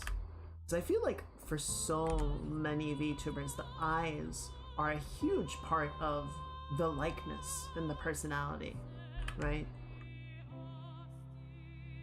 So I feel like to get the character to look correct, I tend not to have a lot of wiggle room in that department. That tends to be fairly no flex. It's not so much a complaint, right? Like, I don't view that as a bad thing or a problematic thing or anything. It's more sort of like, okay, you know, here is this element. that I need to incorporate and work around. How do I do that?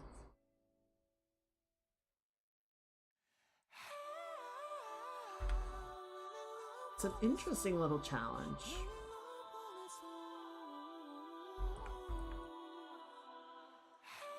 Sort of a unique mini puzzle for each drawing that I do, each character that I pick up.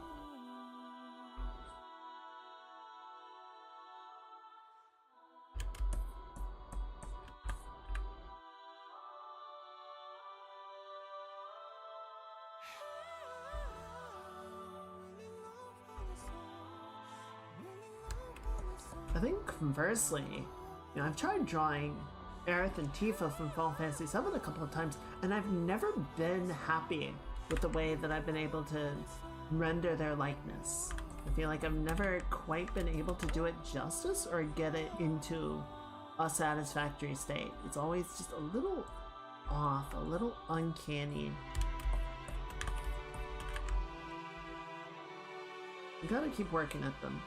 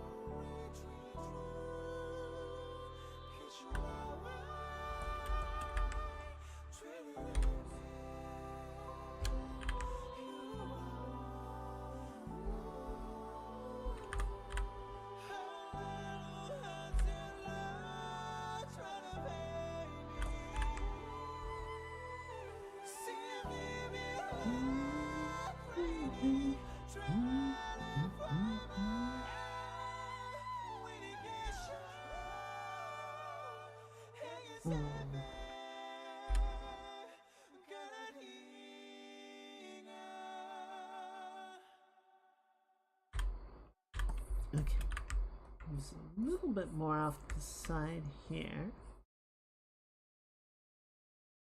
Good.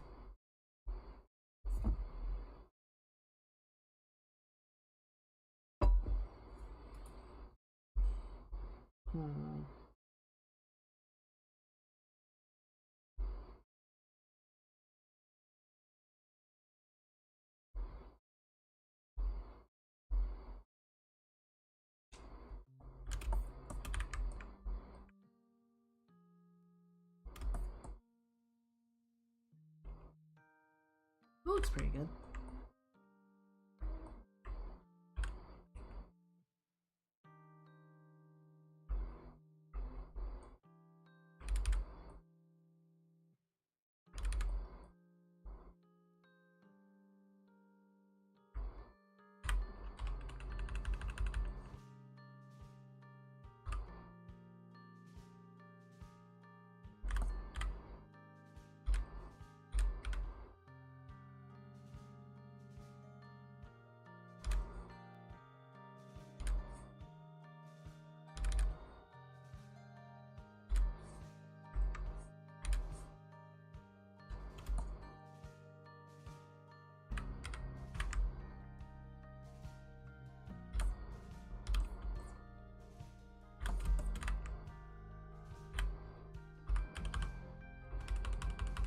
There we go.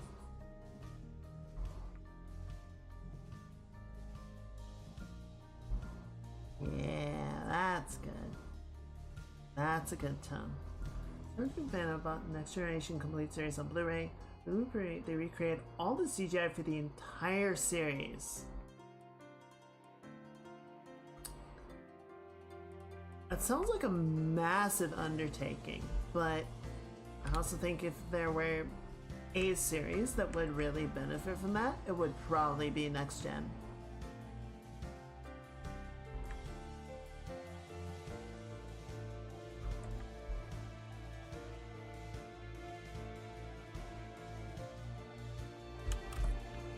I guess it does also depend a little bit, right? It's like when you're working on something like a movie or a show, changing the visuals, updating it with new technology, you know, doesn't change the writing, right? It doesn't change the performances. It doesn't necessarily change the experience unless you go in and do a bunch of editing. Whereas, yeah, if you go back and revise a piece of drawn or painted media, that's kind of the entire experience of it. So it's a much more dramatic thing to go in and do. Or to like remake a song. It really costs a fortune, but they figured the fans would appreciate it. Yeah, like I said, if you're gonna do it on any project, that one probably makes the most sense to do. Deep Space Nine, Voyager, probably not so much. But TNG, yeah, go for it. Send it.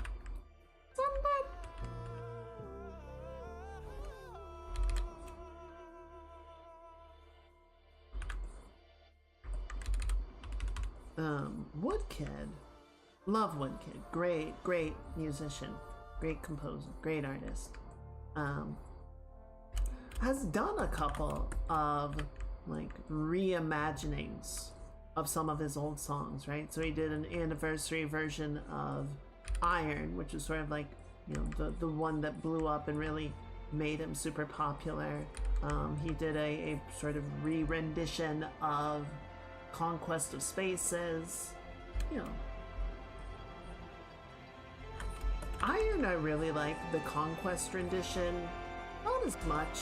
I didn't quite agree with some of the things that he did in that one. But you know, I respect that he was like, I want to try this. I want to see kind of what I would do now. And, you know, it's not like it deletes the old version out of existence and you can't listen to the original anymore. It's just, now there's two versions.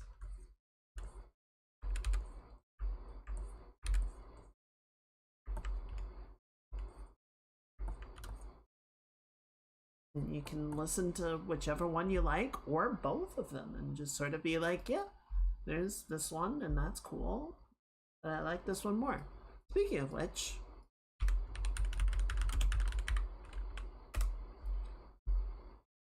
where is the full version? Yeah, here it is. Well, the anniversary version.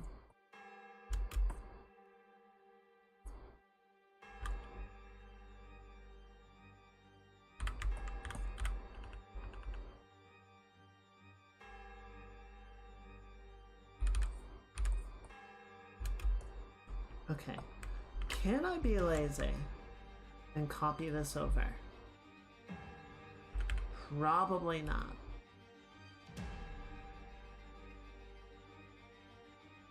Admittedly, it fits better than I might have expected.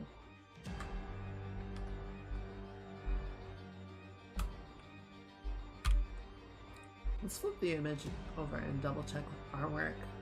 Make sure that it's making sense.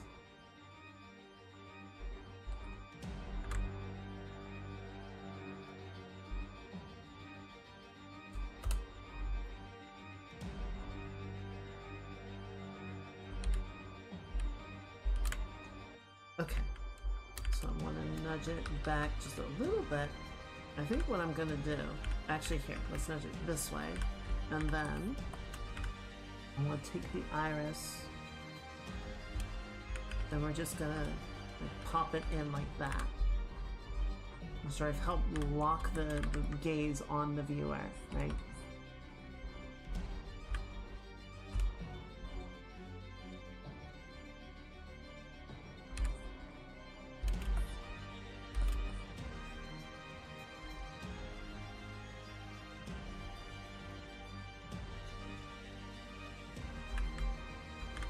Probably coulda, shoulda copied a merge layer, but it's alright.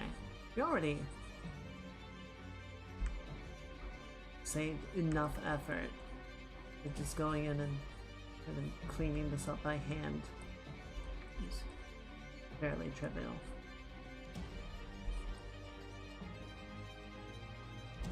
You know, I feel like they were gonna do some sort of similar restoration effort with Babylon 5. I don't know whatever became of that.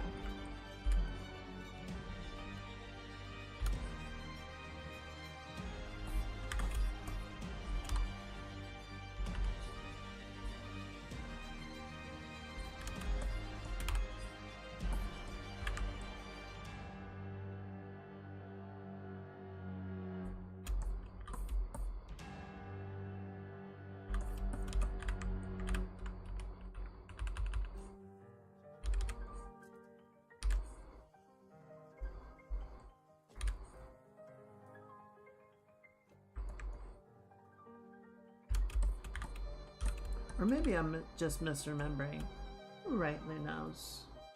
Okay, actually, so all of this is going to be obscured by the leaf anyway.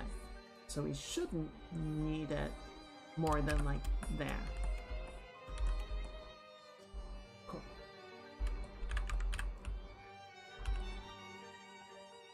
One of these days I'm going to sit down and actually watch Babylon 5.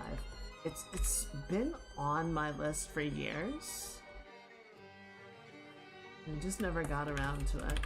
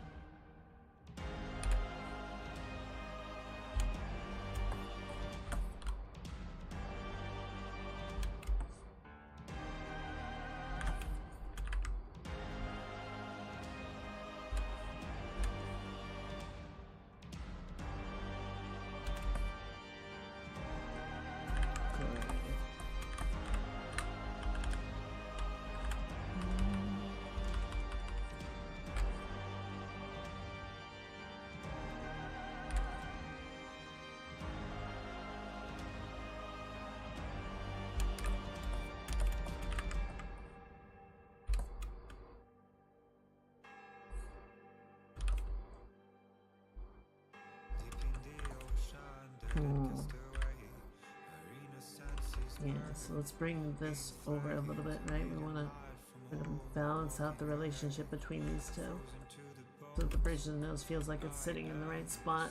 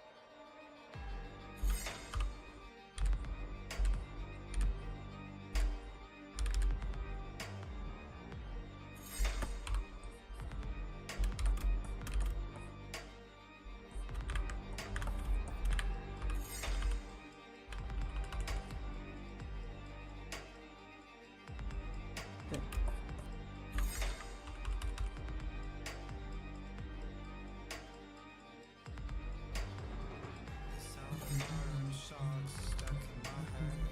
The thunder of the drums. Takes even after falls the number of birds. The rising of the horns. From the dawn of time to the end of days, I will have to run away. Want to feel the pain and the bitter taste of the blood on my leaves. away.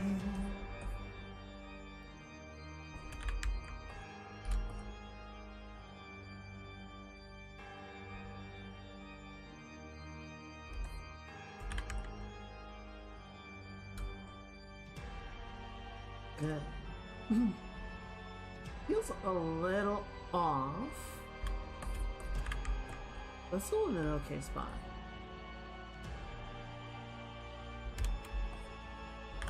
The steady burst of snow is burning my hands.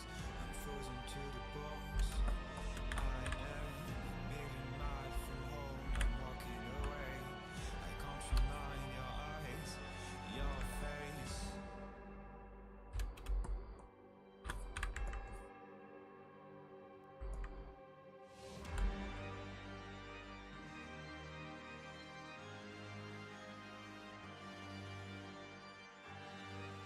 Good.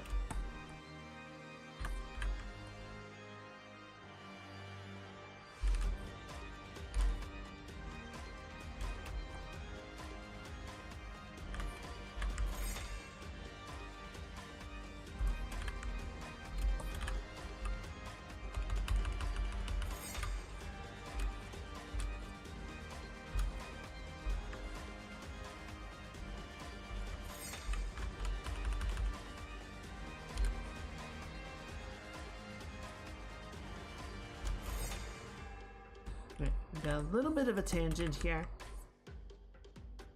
I'm just gonna move the vein of the leaf off a little bit. There we go. Get rid of that little kerfuffle.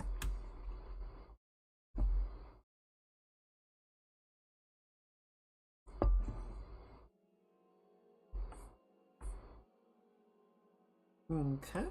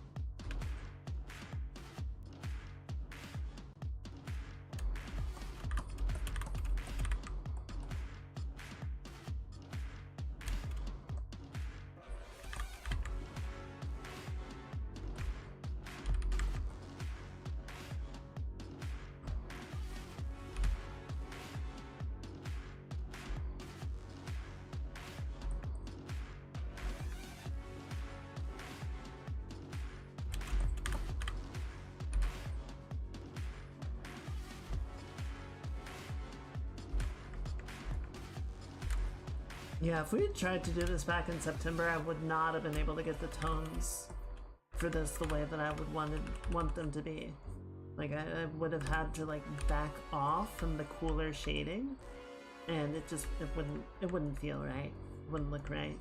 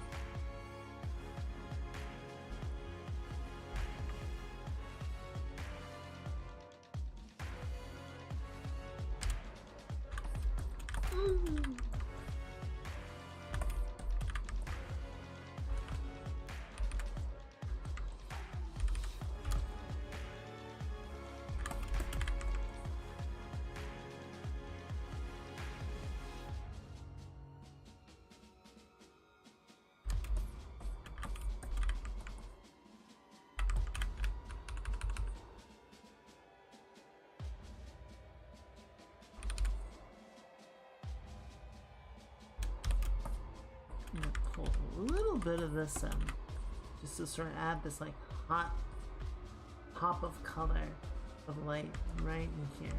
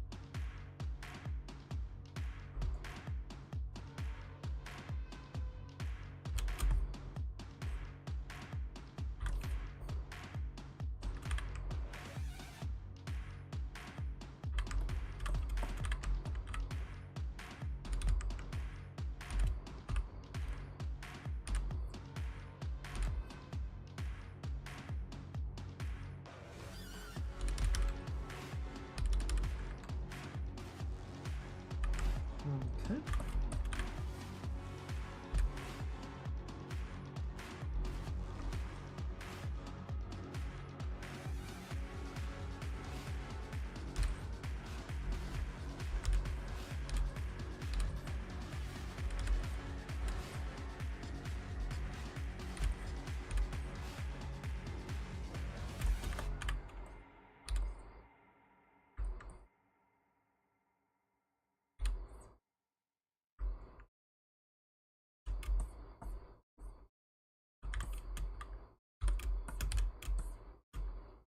Alright, I'm gonna go ahead and flip it back.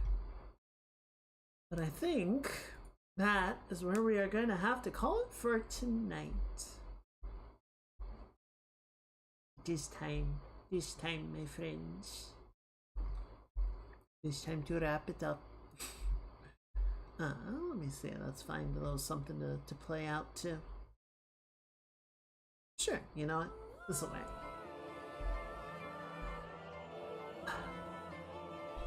I'm glad we're back on this piece. I feel like we're revisiting it at the right time.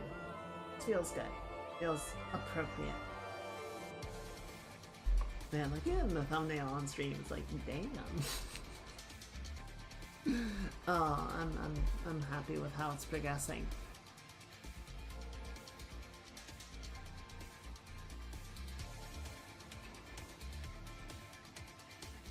Thank you.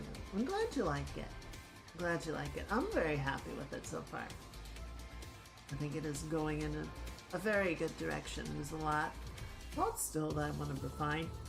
Oh, excuse me, and clean up, obviously, but yeah, I think we have gotten it into a very happy place. Right, and now it's just a matter of polishing the rest of it up.